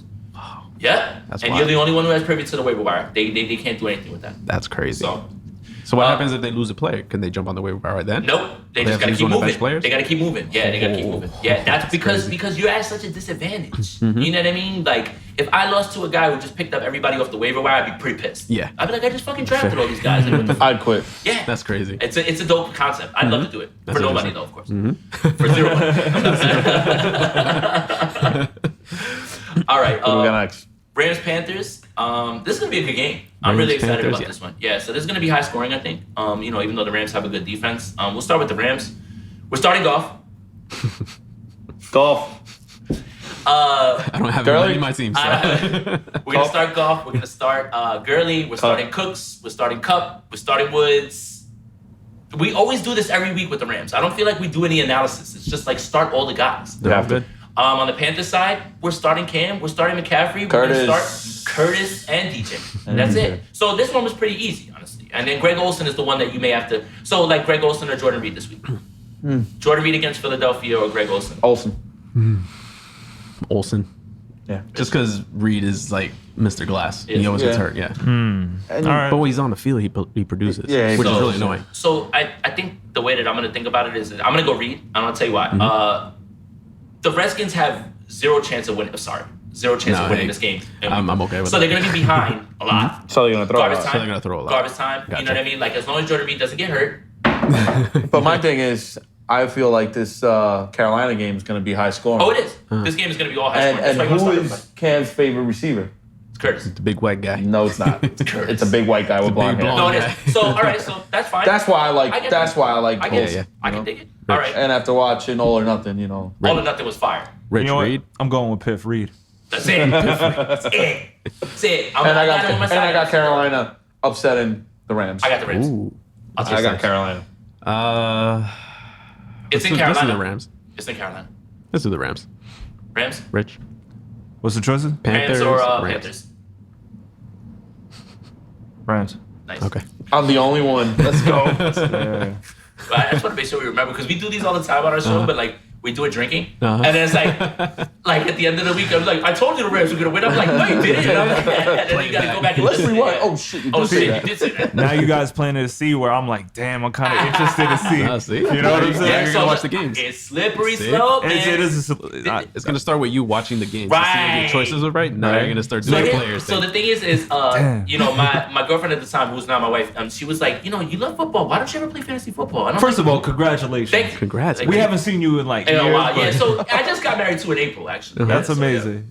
yeah. But yeah, so she was like, yo, you should play fantasy football. And I'm like, yeah, what the hell? The problem is that I won the first year and I ever played. And I remember clearly my first pick. This is crazy. This is a blast from the past. Ray Rice. I had the number 1 pick, Ray Rice. Wow. I went Ray Rice. I had Matty Ice. I had, rest in peace, Aaron Hernandez. And I got him at the end of the year and he saved me. So after I won, it was all systems go after that with fantasy football, where I was just like, holy shit, I like this idea that I'm better than people and shit. Kids don't the first do time you did drugs. it. Don't. It's bad. I time you have a very at times obsessive personality, and it's turned into being in 21 leagues, running this podcast, being on other people's podcasts. But it also keeps me out of trouble. Yeah. No, I feel that. And you're also writing too. You're writing articles and stuff. But that's not fantasy. I write for a 49ers blog. That's sort of why I'm going down there for the game too. Like it's a pretty well known blog. Piff just said small flex. Yeah, there you go. Subtle flags. Weird flex, right? Humble brag, that's humble dope. brag. Yeah. No, but the thing is, what's cool about it is because Twitter is so interactive. Like I'll post my articles and at the players that are, and they'll answer. Yeah. You know, like, and I'll go back in the group chat because I don't want to do it. You know, I'm supposed to put off this this vibe that like, yeah, I'm like done this before. I'm a fan, just like everybody else. Yo, I go right in our. We use Slack as our group chat, and I'm like, yo, George Kittle just liked my tweet. Yo, like, oh my God. I mean, I don't know shit about shit, but I'm saying like when I see you guys discussing these things, like you guys know your topics, and it's like if we start going into camera gear, you probably feel the same vibe. So I can tell. Again, if I get into this, you know what I'm saying. Well, I'd love to learn shit That's like what I was that. telling Rich when we were talking about the collaboration. I was like, I've listened to a bunch of fantasy football podcasts, and obviously I listened to that one, and then I listened to you guys because you could tell you guys do your homework. You know, there's one thing to talk about football and fantasy football, but you talk about stats. You talked about Aaron Rodgers, how he did last year, and I'm like, I'm not even thinking about how he did last year. I mean, well, that's all we really have to go off at least in week one. And I think that honestly, if people are looking to improve their fantasy stature, I will tell you this, and it's very simple: watch more football. Just watch more football, because here's the thing that I've learned is like stats don't tell the story. Like a guy could have a shitty game, but if he's getting open all game and the quarterback's not throwing it to him, that's not his fault. He doesn't suck. It's gonna come. It's gonna be there. You gotta watch for stuff like that. That's when you become more proactive than reactive. You know, like when people like if you started like let's say we started Tyler Boyd this week, right? Tyler Boyd gets off to a rough start, 3 catches every game, doesn't do shit. Guys are off him. But if you're watching the film and you see that Andy Dalton's missing him up top, missing him on throws, it's gonna come. You just gotta be patient, and you gotta understand context. You gotta understand what's happening, because that's gonna tell you. It's funny that you keep saying that, because I'm thinking about the movie you were talking about, like your what was it? Whiplash. So it's kind of like the same thing. Like you said, it's gonna come because somebody, you know, he wants it at that point. So it's like, and that's the thing. It's like, and what helped me is when I started. I mean, it's time consuming, and I can't even say it's fun. Like watching the old 22 film, it's not fun. It's really not fun. What is that? So on Game Pass, when you can watch the full game over with everything. You can watch a condensed game for 45 minutes, which is what I do, especially during the preseason. So watch what I need to watch the guys and get out. And you know what I mean? But all 22 is the coach's film. You can watch from the top. So you get to see, like, I can see the guy beating this guy. Like I compiled a video of. You see the entire field from above, so now you can see what this receiver's doing. I compiled a bunch of clips from watching Odell Beckham last year, and how many times Eli Manning missed Odell Beckham wide open. Like, he threw him the ball, and it would have been a touchdown if all he has to do is get it near him. But Eli sucks. But Odell Beckham, it's just that, like, when you watch it and you start to think about, like, his ceiling with Baker Mayfield, last year, Eli Manning threw, what is it, it's the least amount of catchable balls. Yeah, like, it was he like was 56% or something like that, where Odell's got to go like that, go like this, instead of catching the ball in stride and going. Now he's going to get Baker Mayfield, who's hyper accurate. Think about that for a second, you know? He put up all those numbers with Eli Manning, who was less than accurate. Like, again, we make jokes about it, but let's just keep it a bean. You know, like he needs to get him the ball better. Yeah. So like that's what I was seeing. Like I saw Odell Beckham run between Jalen Ramsey and the safety, and he's ghost. Like all he has to do is put the ball there. The first game against the Jaguars last year, at home, over fucking throws him in the end zone, bro. Yeah. And it's just like, bro, you didn't even get the ball anywhere near him. Like it wasn't even close. So, but yeah, that's how I got better. So Ravens Dolphins, we can make the Dolphins very, very fast. Nobody. No Fitzmagic. Nah. No Devontae Parker. No Preston Williams. Why do I always say Preston Wilson? Preston Wilson was a baseball player. Drake. You want to start Fitz? Not this week. If you had to start someone, to be Drake. Dolphins. Drake. I'm going You're going with the You Dolphins? go Dolphins? 100. If you know what? If you really believe that, I would put money on that because they're down a lot. You heard it from the money wild card. I That's said it. it. What if Fitzmagic goes off? The line, it could happen. It could happen because last year the same thing we were saying. They love were that like, guy. yo, Fitzpatrick against the same defense, Oh my 6 touchdowns, 45 points. that in was each. Dolphins always had a little bit of magic, man. I'm telling you. Fitz can't stop magic it. now. It's the first Why 3 not? weeks. It's the cycle. He takes That's over what for he a back does, up, man. and that's it. It happens like clockwork. So I mean, you're not wrong. Again, process results. I can't see myself doing it though. You know what I mean? I think I might go with the Raiders, though. The Ravens. The Ravens. Wait, they're playing the Ravens? The Ravens. Yeah, the Ravens. Oh, no. No. Never mind. In Forget Baltimore. Forget I mean, if it was the Fitzpatrick. Raiders, No, I thought it's they in said the Miami. Raiders. Oh, it's in the whole Miami. time. No. Oh, It's it in doesn't Miami. matter. It is in Miami. Okay. It's in Miami, but it doesn't matter. It doesn't matter. No, the Ravens, Ravens definitely. Yeah, so I like Lamar Jackson. I'm good. We can talk about Drake. Drake is an RB3 flex. I would say this week. I mean, if you and in PPR, more than anything. Like he's gonna catch the passes. I don't think much of Kalen Ballage. I don't want him on my teams, and I don't think he's a good player. Yeah. I just think he lacks vision. I don't think he's that good. I just wanted to agree with that for no reason. Sounded good, right? Yeah, I'd be like, yeah. Drake. Well, look, I can show you. I don't have to show you too much of Kalen Ballage. You'll be like, he'll see the hole, and he'll say a defender, and he'll be like, yeah, I'm going me there. run into Hey, him. where's the defender? You know what I mean? It's like the holes what you're supposed to hit, bro. On the Ravens side, I love everybody, man. Yep. Lamar Jackson, Starting with Mark Lamar. Ingram, Mark Andrews is interesting, man, this week. I mean, the only issue is it's just I don't think they're gonna have to throw the ball a lot in this game. Like I could just see them. Yeah, I think they're gonna go out running the ball early 55, and then 60 running times, all and it's a day. dub. You know, Lamar Jackson. I'm starting. Mark Hill? Ingram. I'm with all the way this week. I think he's gonna score once or twice this week. I think it's a pretty good bet for it. The receivers is where it gets a little murky, and I'm just scared. And that's all based off quarterback play. Yeah. While I saw improvements in Lamar Jackson, I don't feel comfortable enough to start Yet. Miles Boykin, Marquise Brown, Right. any of those guys. Not yet. Well, at least need. Yeah. Mhm. But if we see a little something, all they have to do is improve a little. Because this floor is 16 points based off rushing. Yeah. If he improves a little and throws for 200 yards, you're talking about 20 and something points. Oh, yeah. So, yeah. And I got the Ravens. That's pretty easy. Yeah. Yeah. Ravens. Ravens. Dolphins. Dolphins. That's it. He looks like Fitzpatrick. That's Don't play why. with fire. Skins, Eagles, Case Keenum starting.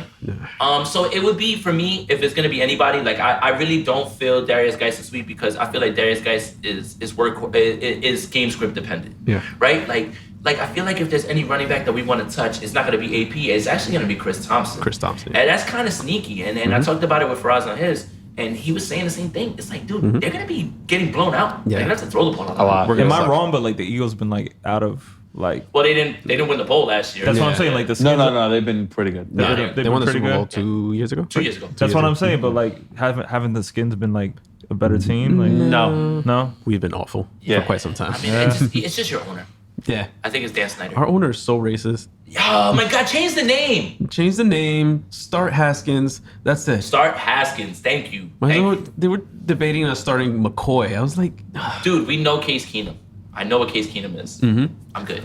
Yeah. You know, Maybe so they don't want to throw him into the, I feel, well, that's the Yeah. other thing. So That's that's what what they'll I was going to tell you. What I saw in the preseason game with Haskins is that Haskins, for the first time in his life, was getting hit and drilled. yeah. And he was getting Right. lifted off You the know ground why? by his lineman, and he's like, you know at what? Ohio State. Because Trent Williams? Because Eric Flowers is there. Eric Flowers is an usher. He started for the Really Yeah. nice. I love it. There's a lot of Giants revenge going on on that Flowers team. sucks. Eric Flowers, Collins. DRC, and Collins, right? You could put Rich out there and he could block. Oh better yeah, than- definitely. No. Flowers has so much potential, and then he was just Eric like, Flowers is a turnstile. I think it's the name. yeah. Yeah. And he spells his first name stupidly. ERECK. Eric. That's why. That's pretty stupid. Mm-hmm. Pretty stupid. Jesus. Yeah. I mean, he's a huge man and he'll rip me in half. I didn't say that. You know what EJ said that. but your name is pretty stupid, dude. Like, I can't help it. I didn't say Your that. mom, like EJ when said they were that. giving out first names. Oh, you no, were you're in the talking back about taking a mothers. picture. All right, let me stop you there. Let's go. You're talking about mothers. No. What I was gonna say is when Oh, now you're backing up. when your mom was picking the names, you must have been out back taking a piss or something like that. You know what I mean? Like, that's how you kind of, you got an Eric fly. So with the Redskins, I'd like to start Jordan Reed, and then Trey Quinn is the guy that because just the way that Keenum throws to the slot all the time. But again, Trey Quinn's not drafted. Keep your eye on him. You know what I mean? I took a shot at him. Yeah. One of my last picks. I was like, maybe I'll take a shot at In him. my dynasty leagues, I have him almost everywhere. I'm just like waiting to see what happens. If this week, you see that he gets 8-10 targets, it's possible, man. Yeah. It really is. And in a PPR league, that's not bad. Not bad at all. On the Eagles side, you can start Wentz. The backfield, I think, is what everybody wants to know about. Like They have like Miles 50 Sanders, running backs. Jordan Howard. Well, they did cut some cooks out of the kitchen. So it's like 48 Smallwood's running out. Smallwood's out. Josh they- Adams is out. They finally got rid of him. So it's really Clement. It's really Jordan Howard. Howard and Sanders. They still got Still Sproles too many. too, right? And Sproles. Oh, shit. There's 4 of them. Yeah. Sproles so, like 70 years old. so Somebody's starting to scroll against me. I'm like, hey, I love it. Hey, I mean, that's not a bad PPR. They like him. You know what's funny is like when I was going over the snap counts last year, he would like outsnap all of them when he was on the field, like for those years. So it's like it's tough with that backfield. Miles Sanders is going to be the guy eventually to own. I guess Howard is a good play. They're going to run the ball because they're going to be up in this game. Yeah. You know what I mean? So Alshon, you start. Here's something that I'm bringing back, and they're gonna get to know about. We have a revenge game going on in this game. What is that? Deshaun Jackson wants revenge on the Redskins. Oh, yeah. I would start Deshaun Really? Jackson. That was a long time ago, It though. doesn't matter. Fucking They'll revenge. give him the ball. Revenge. And Wentz will get it to him too. Yes, I see Deshaun Jackson catching Against a long Josh bomb in this Norman. game. Yep, and he's gonna run back in the calling it end right zone now. backwards. I can see it all playing out. I got Deshaun Jackson having at least one big play. I wouldn't mind playing him this week. So Jeffrey Jackson, you're obviously starting Ertz. You're gonna obviously start Wentz, and I think that Philadelphia's defense is probably, if it's not them or Baltimore, is the 1 or 2 defense this week. Basically. I like Baltimore. My Yeah. team's gonna get crushed this week. Yes, I have. Oh, so you're going with the Eagles. So I've got I'm going with the Eagles. I've got the Eagles. Really? I'm Yeah. going with the Eagles too. Yeah, they're a 10. Funny point enough, I was gonna favorite. say Eagles though. 10-point Hear that? favorite. Yeah. I could see them doing more than that, honestly. Dude, that Dolphins game with the Ravens, it's only 6.5. The Ravens are gonna win that game by double digits. Like I think I want a piece of that action. Honestly, I might. 7 Just right throw now. some money at that. Yeah. See if it- What do we got Absolutely. next? All right, Titans Browns. Browns, we can get it really easy with the Browns. Everyone. Bake, OBJ, Chubb, OBJ. Landry Landry? probably gets starts. Landry. Landry, wide receiver 2, wide receiver Yeah. 3, even Njoku. and Joku. Even Yeah. Njoku. my boy The Chubb. Titans, Chubb is the man. Like, he's going to be fine. You're going to start him. But the Titans do have a tough run defense, so they may have to throw a little bit more. I'm just salivating at the idea that Odell Beckham is going to get either Malcolm Brown or Adoree Jackson against him. Good God, saddle up, because watch when Odell goes off, everybody's going to be like, how did we let this guy fall in the second round? Yeah, man. Why didn't I pick this guy in the first round? I got him and Juju in one league. Yo, I got Hopkins, and then I got Odell in the second round in a 3-receiver league. So I'm starting Hopkins, Drop Odell, that low. and Brandon Cooks. Those are my 3 receivers. Yeah, I'm fucking happy, super happy. So I'll start all the Browns, including their defense, because I don't really think much of the Titans. The Titans, we can even be quicker. I'm good on Mariota. No. I'm good on Corey Davis. Derrick Henry. You give me your thoughts on Derrick Henry, man. I don't want him. Oh my I God. don't want him. I don't want him. Oh my God, man. I would actually like Lewis better in PPR. They're going to be behind. That's not a bad thought. That's definitely not a bad thought. Because that's the other thing. If anybody's more game script dependent, it's him, Derrick Henry. Can't catch passes. And they're going to be down. How many times do you suspect that the Titans are going to be winning a game? Never. Right? Yeah. So at least we made that pretty quick. I got the Browns. Yeah, I got the Browns. It's at home. Oh my Browns, God. yeah. Game 1 at home. Wow, that place is going to be a madhouse. Way too much hype up Yeah, around that's those guys. definitely going yeah. off. What do you got, Rich? I'm going with the Browns. That's With you. it. Yeah. 2 for 2. It's all The about the Eagles big and the show. Browns. Bengals Seahawks. So Joe? no AJ Green for the Bengals. Tyler Boyd all day. You know, we know that. I'm Joe going with and the Tyler. Bengals. I'm going with the Bengals. Really? That's an 100%. upset. That's an upset. Put That's money a big on one. that. Put money on that. Yeah. Again, if you put a minimal amount of money because the odds are so good, you wind up walking away with They're a it. 10-point dog, too. I'm gonna right. have a commercial like "Call me now." I was gonna say, if you Put some $10 down. If you win, you'll hit. Yeah, it's 9.5 the spread. 9.5. It's in Seattle. So that'll give you what? Seattle, yeah. I'm not understand certain bet on how talk. that works. You would know better than I don't me understand bet on the talk. betting. If you bet $10 on that game, how And much it's are you giving? 9.5. Well, you gotta. It's the over-under is 44. Yeah, I'm not sure. Yeah, me neither. Okay. I don't know Talk shit to about somebody. that. Yeah. Yeah, you know what I do more than anything? I do the player prop bets. Like Okay. if and I was getting because that's more. Whether I they always hit or go on not, yeah. FanDuel, but the way I bet, I'll just do a parlay, and I always gotcha. lose. Okay. Right. That's your. That's literally what I could call it. Exactly. Exactly. Calling myself Parlay, aka the wild card. So Bengals, we're starting mixing. I think Tyler that Boyd. we should talk about and Boyd too, but I think we should talk about that. The fact that the Bengals brought back Gio Bernard is a little concerning. Like they signed him to 2 more years. That really means that if Mixon's not there on third down, I'm a little bit more nervous. I'd He's be our upset. third running back, but Mixon is a number 1 running back for some people. Yep. Now you don't want to see your guy coming off the field on third down. And again, game script. When they're down, his points suffer. When they're winning is when he gets all the looks and everything. So you're gonna start Mixon, but that's a little concerning when it comes to that. Nah, I'm starting Mixon. You have to. You have to start Mixon. You have Wait, to. who I got on my bench? No, I'm definitely starting him, but Deep sleeper and deep name that I want to throw out there. If you're looking for a DFS Yeah, dart definitely throw, starting. or if you're looking for maybe somebody that you're really desperate, Damian Willis. Damian Willis is going to start in AJ Green's place. Big guy, fast guy, contested catch. We haven't really seen too much of him in the preseason, so he's a very, very, very, very, very deep sleeper. But I want you to keep your eye on that because he's going to be starting. And you have to suspect that the Seattle Seahawks are going to understand that they're going to want to get the ball to Tyler Boyd. And Tyler Eifert's actually ready to go too. That's somebody that I couldn't see myself starting because he's going to get hurt, man. Like, I just feel bad. Yeah. Seahawks, Chris Carson, go for it. The Bengals defense is, how do I put this? terrible. Fucking awful. like one of the worst in football, like honestly. So, and the Seahawks want to run the ball 800 times. Oh, yeah. So Chris Carson's a go, Tyler Lockett's a go, Russell Wilson's a go, DK Metcalf's a little bit interesting, but again, I can't trust it only because the targets, man, this is not going to go. And I suspect that they might be beating up on the Bengals in this one. I've got Seattle in this one. Yeah, easy. Seattle. Yep. Seattle. You got the Bengals. That's lit. Seattle. I love it. The wild card. I love it. And that's why I'm saying it before you guys make your options, because for me, I'm pure instinct. Watch That's it. what's his face go off. What was the quarterback again? And you don't Andrew. Yeah. remember He's him gonna because go he's a off, change. Yeah. I'm saying now, Funny- but funny now I is got that you. I had him got you last year thinking because about it, right? Right. I had him last year because of the Jimmy incident. Yeah. I had no quarterbacks and I had to pick up. See, and that's Dalton. the thing too, is what I've been noticing in leagues. It's like, all right, when I get in leagues with people who are like trying to break into the industry like me, quarterbacks don't go. Like everybody has one quarterback. In the home leagues, everybody drafts 2 quarterbacks. So if you wait for quarterback, you're gonna be stuck starting like Derek Yeah, Carr, man. and you're not gonna be happy. So you have to always watch for those things. Like if Yeah. you want to play late round quarterback, you might be in for a bad Yeah. time with that. There So- was one league that I was drafting, and I forgot what I think I needed an extra running back, and I went with the running back, crossing my fingers and toes that Josh Allen will make it back to me after like 20 something picks. And he actually made it back to me, and Wow. I took a deep breath because if it wasn't for him, I would have to pick up like who else was Mariota. on there? yeah, exactly. Yeah. Someone like him. Picture yourself starting like a Mariota or like I said, Derek Carr, or like who's a Derek really, Carr was definitely up there. yeah, or like somebody who's really really bad. Let's see, like it could have been somebody or like the Washington starter last year. You know what I mean? It could have been Alex Smith. You could have been starting him. He started Mark Sanchez last year. Yeesh. Wow. Did you? Yeah. That's terrible. He played 3 quarters through 90 yards. He probably scored more points than Goff though in that game. You had to just bring that up, right? Like you just had to go right back to Bro, that was he lobbed it right there. I tried to crush it. Soon. All right, I know where you live now. Send the GPS. same places.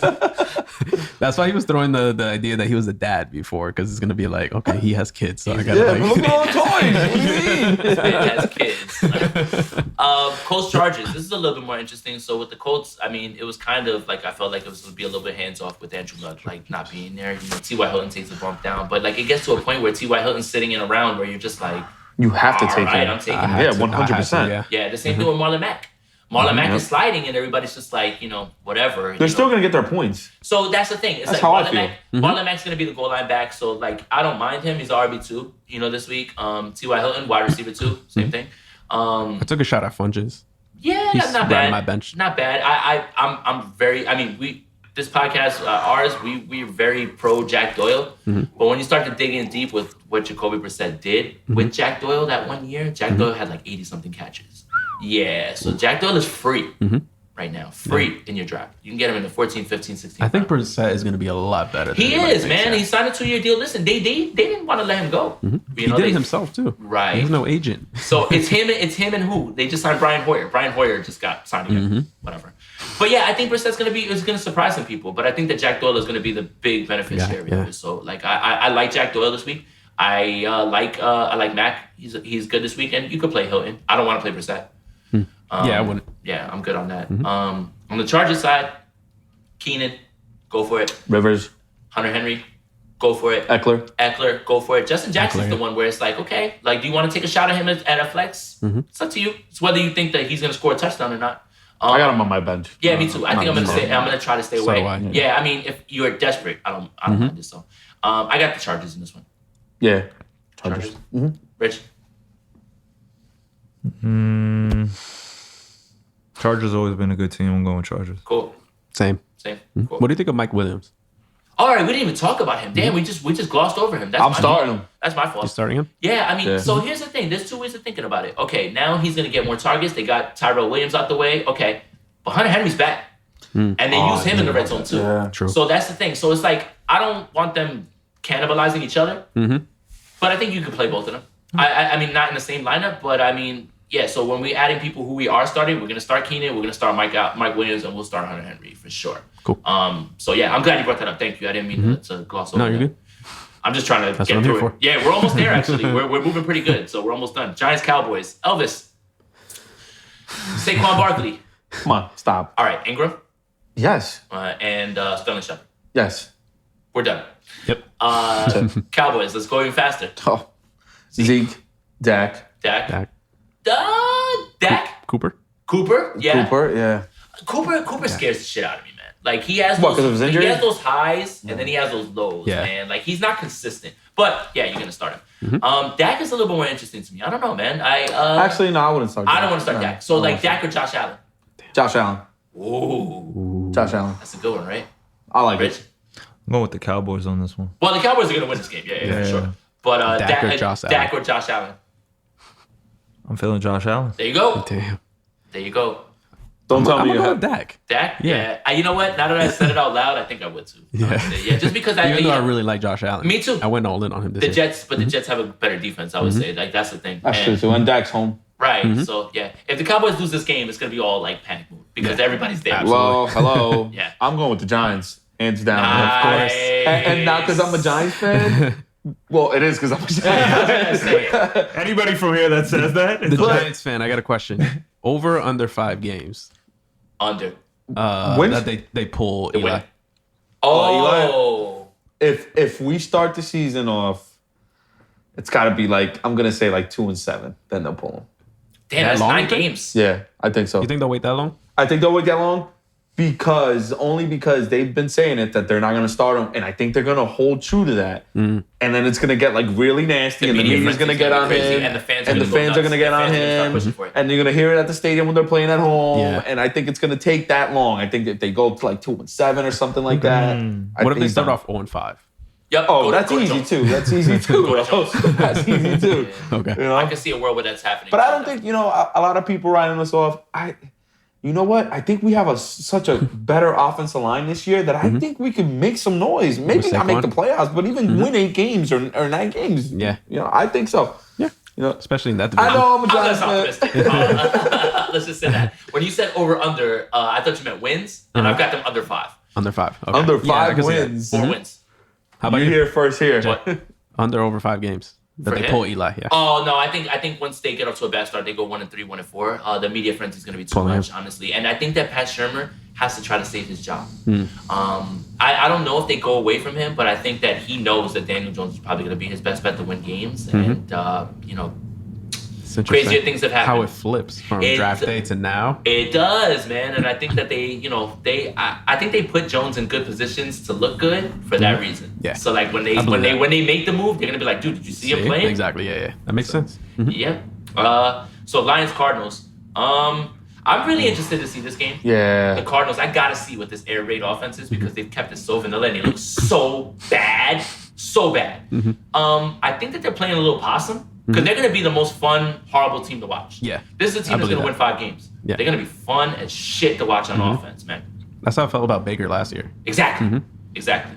So I feel good about Kyler. I mean, starting this week, I would be okay with it. David Johnson, you're starting. Christian Kirk, you're gonna start. Larry Fitzgerald, you can start. I think after that, it's like I'm good. Andy Isabella, the guy that you want to keep your eye on is Keyshawn Johnson. Not that Keyshawn Johnson. I was gonna say what? Yeah, she spells his name differently. But think I Keyshawn heard about Johnson that, has yeah. been getting rave reviews, and he looks like a guy that they keep talking up. So it's in an offense where they're gonna be behind all the time. They're gonna run 75, 80 plays a game because that's how they run, and they run 4 receiver sets all the time. Michael Crabtree's there also, by the way. I don't know if you know. He's listed as the starter. Whatever that means on the depth chart. That doesn't mean anything. But yeah, that's why you want to take shots on guys on that offense. Keyshawn Johnson's not somebody you need to draft, but again, you just want to watch how the targets are going. You never know, man. Like, people can come out of nowhere. Philip Lindsay came out of nowhere last year. That was my guy last year. That's what I'm saying. There's always that one guy that breaks out. You always want to keep your eye on that. So I'm good with all those Cardinals. On the Lions side, we're going to start Carry-On. We'll start Galladay. We'll start Jones. No Patrick Peterson because he's suspended. Remember that 4 games. So they're going to be able to throw the ball even if they want to run the ball. Stafford. Do it. Maybe. Stafford or Josh Allen. Stafford. I think I need Josh Allen. Really? Yes. Wow, no way, dude. You know why? Because I feel like they're not gonna have to throw the ball on the Cardinals. They'll score their points real quick, and maybe. and then they'll stomp them out. It'll be carried. It's on the road though. They're on the road. Yeah, Remember? So. Yeah. I mean, if unless Arizona puts up points, I don't know. I could have it all wrong. Now I'm starting to think like crazy. You ready? I got Arizona in this game. I got the Lions. I got Arizona. Okay. I just want to throw a little curveball. Lions, Cardinals. Lions. I got the Lions too. Yeah, me too. Good. Yeah. All right. So C.J. Anderson's also not a bad play either. Because Stafford can chug a beer. Better than Aaron Rodgers. Yeah. Because he was asking me about Kerryon Johnson, man, and I started to watch C.J. Anderson, and bro, they want him involved. Like, he's not just there to just sit. They want him involved, and that makes me mad about Kerryon Johnson. It's like, Always. dude, why don't you There's guys always want to somebody get him the ball? Well, you knew that was gonna happen. No, I didn't because they got rid of Theo him. Riddick. I was like, oh yes. I was like, he could be in on third downs, but then they signed J.D. McKissick, and he's familiar with Darrell Bevell's offense because he used to be the Seattle offensive coordinator. So they're just trying to find ways to not have Kerryon Johnson on the field for all 3 downs. Same situation as Drake. Frustrating. Drake. See, but Drake is a little bit different. There's something going on there that I can't put my finger on because coaching staffs come and go, and they all feel the same about Drake. Gase was like, I don't want to give him the load. This Flores comes in, I don't want to give him the load. Is there something that we're not seeing? Something that's happening in meetings? Maybe. You're not preparing well. Like, it just feels like when he does get the work, you're like, oh my God, he's really good. But why is it that 2 different regimes feel the same way? There's something going on. There's got to be something going on, because Kalen Ballage stinks. There's nothing about Kalen Ballage that makes me say, yo, I want to play him over Kenny Drake. This isn't a matter of, like, who's 2 good running backs, like Lindsey and Freeman. Like, I like Freeman, but Lindsey was balling. I'm not mad if Lindsey and him split because Lindsey's actually good. This isn't Aaron Jones and Jamal Williams trash ass. Yeah. Like, you know what I mean? Like, if 2 guys are good, they should play. But I if feel one the guy's same way. That was good. if one guy is trash and you're trying to force him on the field, that pisses me off. Right? Yeah. It makes me mad. You know what I mean? Like, I agree. If both are good, I get it. You gotta play both guys. But yeah, so we covered Steelers Patriots, Yep. so we can move on from that. Who do we have in this game? We didn't talk about that. Pats at Pats home. at home. Yeah, easy. I'm gonna say Steelers. Pass. Wild card. Pats. There you go. I'm the wild card. You're the wild card this time. Stealing your swag. Just because I'm trying to hate on Brady for some reason. 2 more games and we're done, actually. But once so you see them go through, you know what I'm saying? You'll be mad at it. Can't hate on What do we got? Who do we got? 2 more games. So Texans Saints. Saints pretty easy. It's gonna be a good game. Yeah, Michael Saints. Thomas? Saints. Yeah, I got the Saints in No. this game too. You said the Saints. The Saints are pretty easy. All right. Michael Thomas, Michael Thomas, Breeze, Kamara, even Murray. I think that you Jared Cook. Cook. I think that it's the Traquan Smith, Ted Ginn quandary. Like, do you? I mean, I don't feel like anybody should be starting either. of those I was guys. gonna say at this point not in the this year, special. week 1, you're not gonna be But you starting. want to keep your eye on it because Yeah. the number 2, and if that number 2 ends up being Jared Cook, then that's something different. But the number 2 receiver can be very valuable on that team. Very, very valuable. So yeah, we're good with the Houston? Saints, the Texans, Duke, Duke. Hopkins, Hopkins, Watson, Fuller, Fuller. Fuller or QT? What do you like QT better? might play, but if we're gonna do either of those guys, it's gonna be Fuller. I would say. Sometimes I feel like it should be putting like fake names like Tanner. No. Tanner. Dude, Kiki QT sounds like a fake name. It is. Kiki It is. QT is his name. QT. Yeah. Yo, I'll give it up to you guys. You're like, I mean, like, I can't even remember like a phone number. You guys are like, you guys got You know like what's a funny? yellow page. I'm like really bad with names too. I am bad with names. No, Yeah. the worst part is that I feel like all this fantasy football shit is pushing normal shit out of my head. Like, I don't know, is it rinse, wash, and then rinse again? Like, it's rinse, wash, repeat, right? Some shit like that. Do you put your shoes on first or your Or the socks? socks? No. You put your pants on first or your socks first.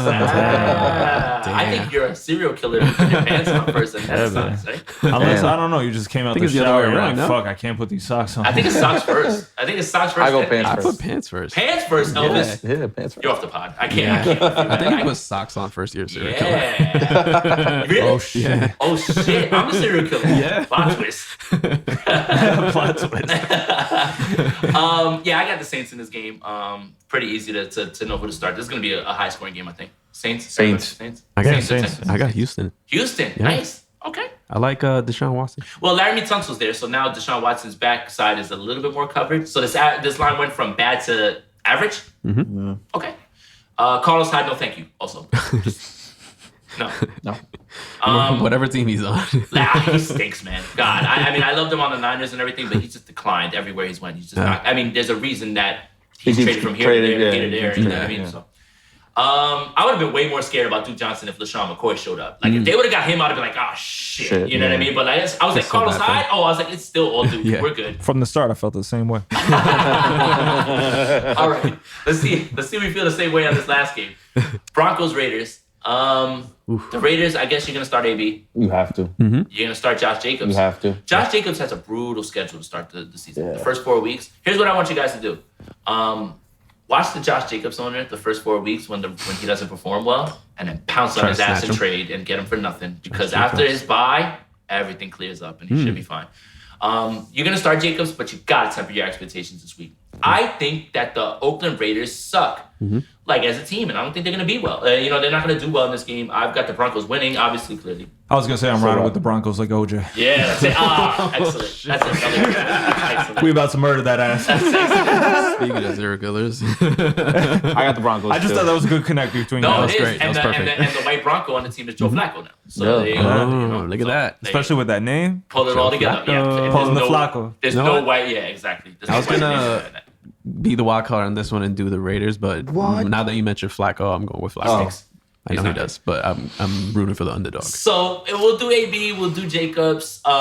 Here's a guy that there's two guys that are interesting on the Raiders. I think everybody's kind of sleeping on Tyrell Williams. Just because like I've you been can get him watching late. him the whole time. Huh? I've been watching him the whole time. I'm like, should I pick him up or not? Watch him. I mean, honestly, there's a guy who's going from a role where he got 70 targets and he possibly could see 100. I mean, that's a pretty decent bump in targets. Now, the quality of those targets, but at the same time, They're if gonna be anything down would a lot happen of to games. Antonio Brown, oh my goodness. It's all systems go with Tyrell Williams. Yeah. And then Darren Waller, the tight end, he is a freak, man, this kid. Like, and after you get out of the top 6 with tight end, it's kind of a crapshoot at that point. You're all just kind of throwing shit at the wall. Yeah. Darren Waller is a good shot, man. Like, honestly, like just to watch, I wouldn't play him right off the rip, but just watch him, man. Like if he balls out, like that would be somebody if I'm doing the 1 o'clock and 4 o'clock speculating, game. I might speculate on Waller in this game. And if he pops, boom, I got a tight end. And even if I have another tight end, you can always shop Stash him him, to yeah. someone else, and then because people get scared about tight end. Yeah. It gets bad when you start to get into that range of like Eric Ebron and by the way, we talked about the Colts. Don't start Eric Ebron. Don't. I don't like Eric Ebron, and I haven't for a long time. Now, I mean, I'm sure he's a good guy. I just don't want to start him in fantasy. But yeah, Waller is somebody that I'm looking at for the Raiders as well too. So for the Broncos, we're not starting Flacco. Lindsey, Emmanuel Sanders for sure. 100%. It's the Freeman Lindsey thing. That's scary as hell right now. PPR. It's Lindsey. Lindsay, yeah. Freeman looked like shit in the preseason, man. Let's just put it all the way out there, man. Like he just didn't look good. And here's my thing, and I've been saying this, and I'll tell you this too. What happened with Philip Lindsay last year was nothing short of an anomaly, like a complete anomaly. Like there's no reason that somebody that small should be that good in between the tackles. I'm not sure that can be duplicated. So I don't have Lindsay on any of my teams. I don't have him afraid either. I don't have him to either. go to him because split backfield and things like that. Yeah. And the dreaded guy who you can't get rid of. He's like the Michael Myers at the end of the movie. Like you think he's dead and he's back. Devontae Booker is there to take more snaps away from guys that really matter. So if you're gonna pick one, it's gonna be Lindsey, but I don't feel comfortable. Emmanuel Sanders, I'm good with. Like he is so impressive. He's a coming steal, off man. of that Achilles. Yeah. I thought he was finished. Not only is he not finished, he looks just as good as he did last year, and he's a 30-something-year-old guy who tore his Achilles. So I'm good with him. I think the one that everybody kind of struggles with, and the guy that I'm off of, and I'm not a fan, is Cortland Sutton. I'm just not a fan. I asked you about him the other day. Yeah, I'm not a fan, man. Honestly, it's just more because of Flacco. Like, really, and I think it's just going to be, when he locks in on a guy, it's just going to be Sanders. Yeah. Sutton's too volatile. So, we did it, guys. That was amazing. We That won. was great, man. We did it. We squeezed in 2 podcasts in like 2.5 hours. This was awesome, man. That was fun, man. Honestly, This it's was a been lot a of fun. pleasure because like you guys are official first collaboration. That's the thing. Really? Our first Like, collaboration. We haven't done something like this either. Like we've Skyped with people and stuff like that, but it sounds like shit, and we don't really get into conversations that are outside of fantasy. So like, I really wanted to branch out and do this because like I was telling you, like I'm into the music thing. I like a lot of other things, and we can always talk about other stuff, man. Like deep down in my heart, I want to do a podcast that has nothing to do with fantasy football. Yeah. There's no time. There's no time. There's no time. Cool. Like, that's the thing. So That's why this is a little break. It's vacation. I time. always admire what you guys do, honestly. Like, I appreciate you it, guys man. always have the good topics. You're always talking about funny things. You always, you guys aren't like, we're not pigeonholed, but we're definitely like, we have a thing. You know what I mean? Yeah. Every week it's just all football. You know what I'm saying? So, Yeah, man. hey, you know what? Before we go, Yeah. are you excited for Joker? Yeah. Hell Yes. I'm ecstatic. I Yes. watched that trailer like Yes. 20 times. Yeah, it's all crazy. these reviews Yeah. are getting you even more hype, and it's like, dude, it's a month away, and like when you hear words like masterpiece and give the Oscar to Joaquin Phoenix, I'm just like, I had my hopes up for him too. Me I too. knew he was gonna smash it. See, you know what's funny? So I hated when Ben Affleck was cast as Batman. I love his Batman in Batman vs Superman. loved it. He's the best part of that movie. I think so. And he encapsulated exactly that Dark Knight Returns sort of Batman. And so I didn't like the Heath Ledger thing. Bro, we saw the first trailer and I'm like, oop, I got it wrong. Yeah. And then I started, so the Joaquin Phoenix thing, at first I was like, then I saw the first trailer and I was like, yeah. He is crazy. So And he's a method actor. Like, he's going to be like that. And that's what they say is he takes the whole I knew he was movie gonna away. go all in on that. And then the other thing that I was telling you, because I remember we were messaging about it, is because it has that Scorsese feel to it. Very dark. And they even do the callback to that movie, The King of Comedy, which Robert De Niro kidnaps a comedian in that movie, and it's done by Scorsese. He's an aspiring comedian. Robert De Niro's in the movie Yes. as that comedian that's making fun of him. So it has all those Scorsese elements where it feels like Taxi Driver, Mean Streets, and that. And you throw that in there, and then you throw a guy who, you can turn him into Joker, which is a comic book thing, but it's relatable because there's so many people that are shitted on a daily basis that it's almost like the monsters that we create ourselves. You're gonna feel sorry for the character. Exactly. You're gonna feel sorry before you That's the start thing. scoring. You're numbers. gonna cheer for him too. 100%. Yeah. I always felt like all these DC and Marvel, they could go darker. Yeah. I always feel that. I always say it to Jay, it's not the first time I'm saying it, so it's like, like They looking got forward to a it. hard R rating. Yes, and that's I good. don't even know And what that meant. The other thing, you had to look that up, right? Yeah. The other thing is too is that I like the fact that it's not tied to any of the DC movies. Right. Like, make your own movie. And I feel like the movie that has given this movie the legs to do it was Logan. Like after Logan, yeah. and Wow, then yeah. changed the game because Logan is Yeah. excellent. Yeah, And I remember seeing that when my wife was pregnant at the time, and I didn't even have a baby yet. Like, you know what I'm saying? I knew we were having a girl, and that last scene. It crushed me, man. That When, hit me, she, when man. she's like, "Daddy," I was like, "Yo," I was just sitting there. Like, I was she's crying like, in the theater. She went to the bathroom, like, and she's like, "Oh, my stomach." I was like, "Yeah." I was like, "You got it." I was like, it's literally the climax of the movie. It's like, all right, man, go. Like, like 5 minutes left. I'll meet you in the bathroom and we'll deliver the baby in a second. You know what I mean? Yeah, but that's what I think that makes these movies. Like, honestly, it's those parts that you gotta hit them. Like, you can't just be, all right, yo, we gotta make the fans happy by blah blah blah. Like, you gotta give it some substance. Right. you know? Yeah, man. So once that movie hit as a rated R movie, it's like it gave other people freedom to be in that space, and that's what I think is happening here. And I'm super excited, man. Like, 100%. I want to slow down the expectations because we have so long. Me Like too. the embargo just got lifted, and it's September 4th. The movie doesn't come out until October 4th or something like that, or 10th or something like that. So Let the The fourth, hype I think. build. Yeah. yeah, so it's a whole month away. But at the same time, man, when you start to see these reviews rolling in, man, and like, the film festivals are giving it like these standing ovations, for, like, and 8 it's like, minutes. oh my Crazy, God, yeah. man. And It's then, hard to ignore that. Yeah, and then I guess the last thing we talk about, I mean, we've already talked about a bunch of shit, but Sony Spider-Man thing. Like it's super frustrating. Because they finally got it right, and it's like we're trending towards something. Like one of my friends is just like, it doesn't matter, they can just pivot away. I was like, dude, did you watch Far From Home? Far From Home is literally about Peter Parker becoming the new Iron Man and leading the Avengers. I was like, so you're gonna pivot away from that now? And all because Sony wants to smash Spider-Man up with that shitty ass Venom movie. Oh my god, man, I cannot. That was a disappointment. Yes, man, and I'm disappointed in Tom Hardy. Me too. I love Tom Hardy. Tom Hardy had to read that script and be like, "This ain't it, Chief." Yeah. And he was all in on it. Yep. You think they'll back off from it and actually allow Spider-Man to be back in the MCU? Yeah. It's gotta happen. I think there's too much backlash. backlash. I think they'll figure something out. Yeah. I think there's too much backlash, and like I said, you're gonna completely go away from what you've been building to of Spider-Man being the new Iron Man. Far From Home is legit about him leading the Avengers and going forward. You can't just say, Spider-Man's gone or whatever, we're gonna start over or whatever. Like, you can't. You gotta figure it out. So What do you think about my boy Jake in that movie?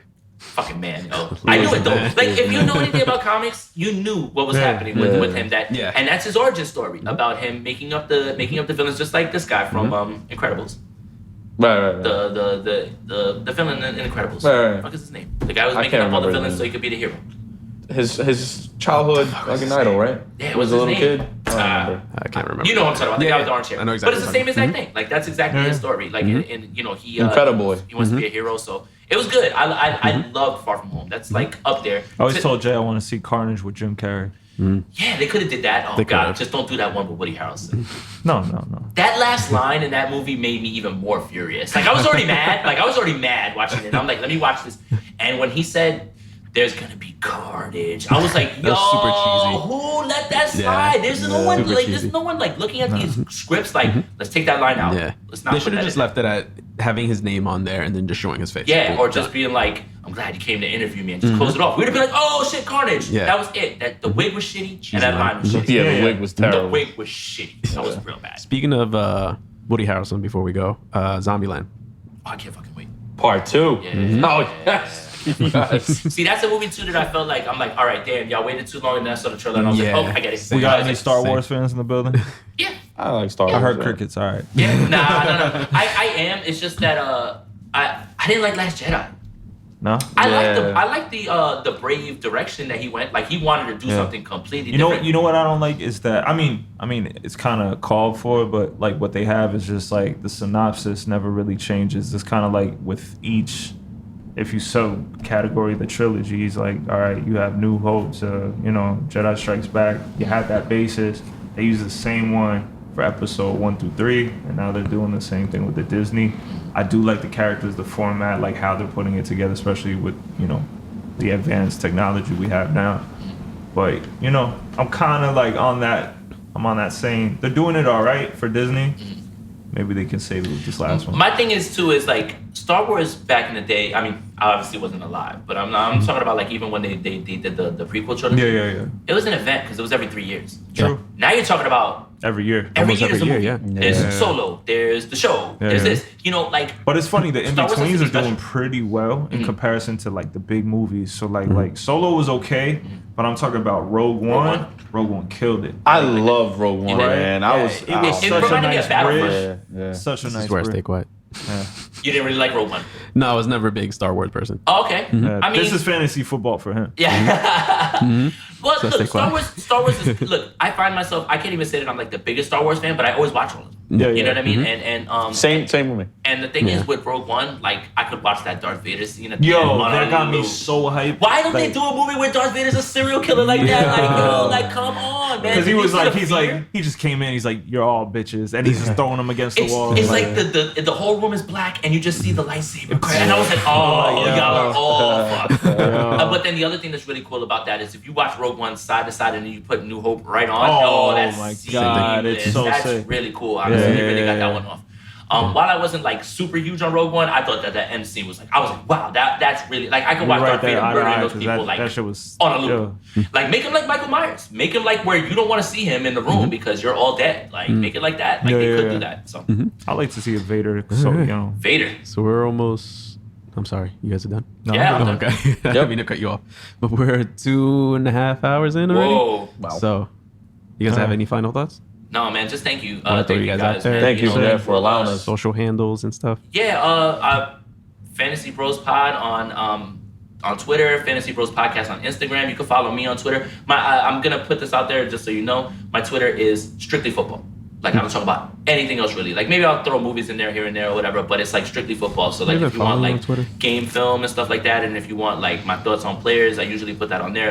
It's Jason Aponte 2103 on Twitter. So that's usually what I use it for. Honestly, the Twitter is just all football. Like honestly, we respect anybody that does whatever they do well and like are very informed with what they do. So that was definitely an honor to have you guys. No, and I feel the same way too. This was a lot of fun. Likewise. I feel the same way too about you guys. I've always like again, I've never had that ego and everything. And when we've crossed paths, I've always been like, yo, those guys are dope because you guys were always doing your thing, always, and it was always on a level of artistry. Yeah, you know, it wasn't just doing your thing to like clout chase or anything like that. You guys always had something that you wanted to do and you were original about it, and the music backed it up. And I always respect that about you because everybody else that we used to do all those shows, could you pick any of those people apart or any of their songs apart? They're all trap songs. They're all whatever it is. Like there's no sort of people didn't find their voice. And I feel like you guys had that. You guys had your own individuality, and that's Thank you, very man. very important. Appreciate it, man. Yeah, of course. Thank you. Thanks a lot. Of course. Yeah. For Elvis, you have Anything for any you? social media handles? You good? Social media. This man is ghost. I feel like he's a ghost, right? I'm not a social media. Ghost. I guess on our end, BenettonMusic.com. Yes. OneEyePhotography.com now is up and running.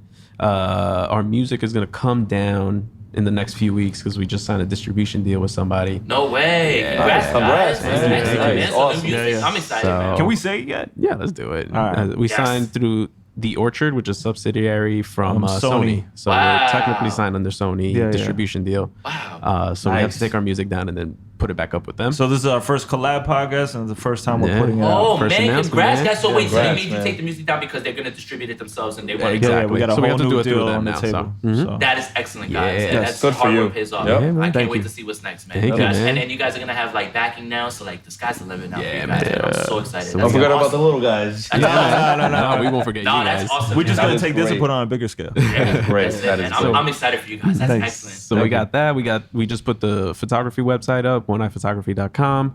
We're taking bookings through there, and also Terrible our Rece- podcast, yeah, Terrible Reception Reception. podcast, where we talk about photography, we talk about music, we talk about us navigating through the BS, The egos. and the egos, and telling stories, and just bouncing ideas off of each other. We talk about a couple episodes ago, we did a team of 5 actors where we go against Thanos and we explained it. Oh, It was a lot of shit. fun.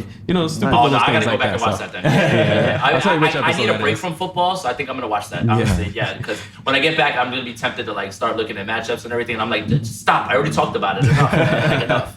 Yeah, but that's us, man. We have everything. We have an apparel line too that kind of just like helps us get some extra cash for like Right. some equipment and stuff like that. Yeah, And it's yeah. on apparel, well, BTTN apparel. So we got a lot going on. We're always busy. Yeah. So And we love what we do. appreciate you guys for being the first guests, man. And we appreciate Nice. you guys for like listen, all this whole setup with the video and everything. Like our setup is very basic. This MacBook, I've had for 2 mics. 8 years. We have 2. We run with 2 blue mics, snowballs. I mean, Yeah. it works for us. We haven't branched out into the video thing. We're just trying to really with us, we're just trying to get our name out there as someone who's reliable. Then we can branch out when we really like get our base up. But, You guys are gonna get a Got you taste guys. for it. You know what I'm saying? I like it. I like love this. it. I feel We'll like send you some this promo is more kits. important right now. Yeah. You know what I mean? And also, what this does is because we're not on camera, we drink a lot during the pod, and especially when we start to go like an hour, 45 minutes. You know what I mean? Like I can tell. Yeah, it's weird like, being yeah, sober at this So, but point. now that's why you're like, oh, do you want a beer? I'm like, nah, we're gonna be on camera. I don't want to. I didn't even smoke. Like usually I'll be in here like. I was like, I'm not doing this. No, you're gonna see a whole different perspective, and that's what's the dope part about Right, it. and I also like there's plenty of people that are gonna see this and have never seen me before. I don't want them to Right. think that I'm this guy that's like it's just like whatever. You know what I mean? I can still be coherent. Like it's never gonna be anything like that. But I Does it also look want like Klay Thompson? What are you guys talking about? Sean B. You didn't see that? They'd be like, damn, wifey's gonna get restraining orders.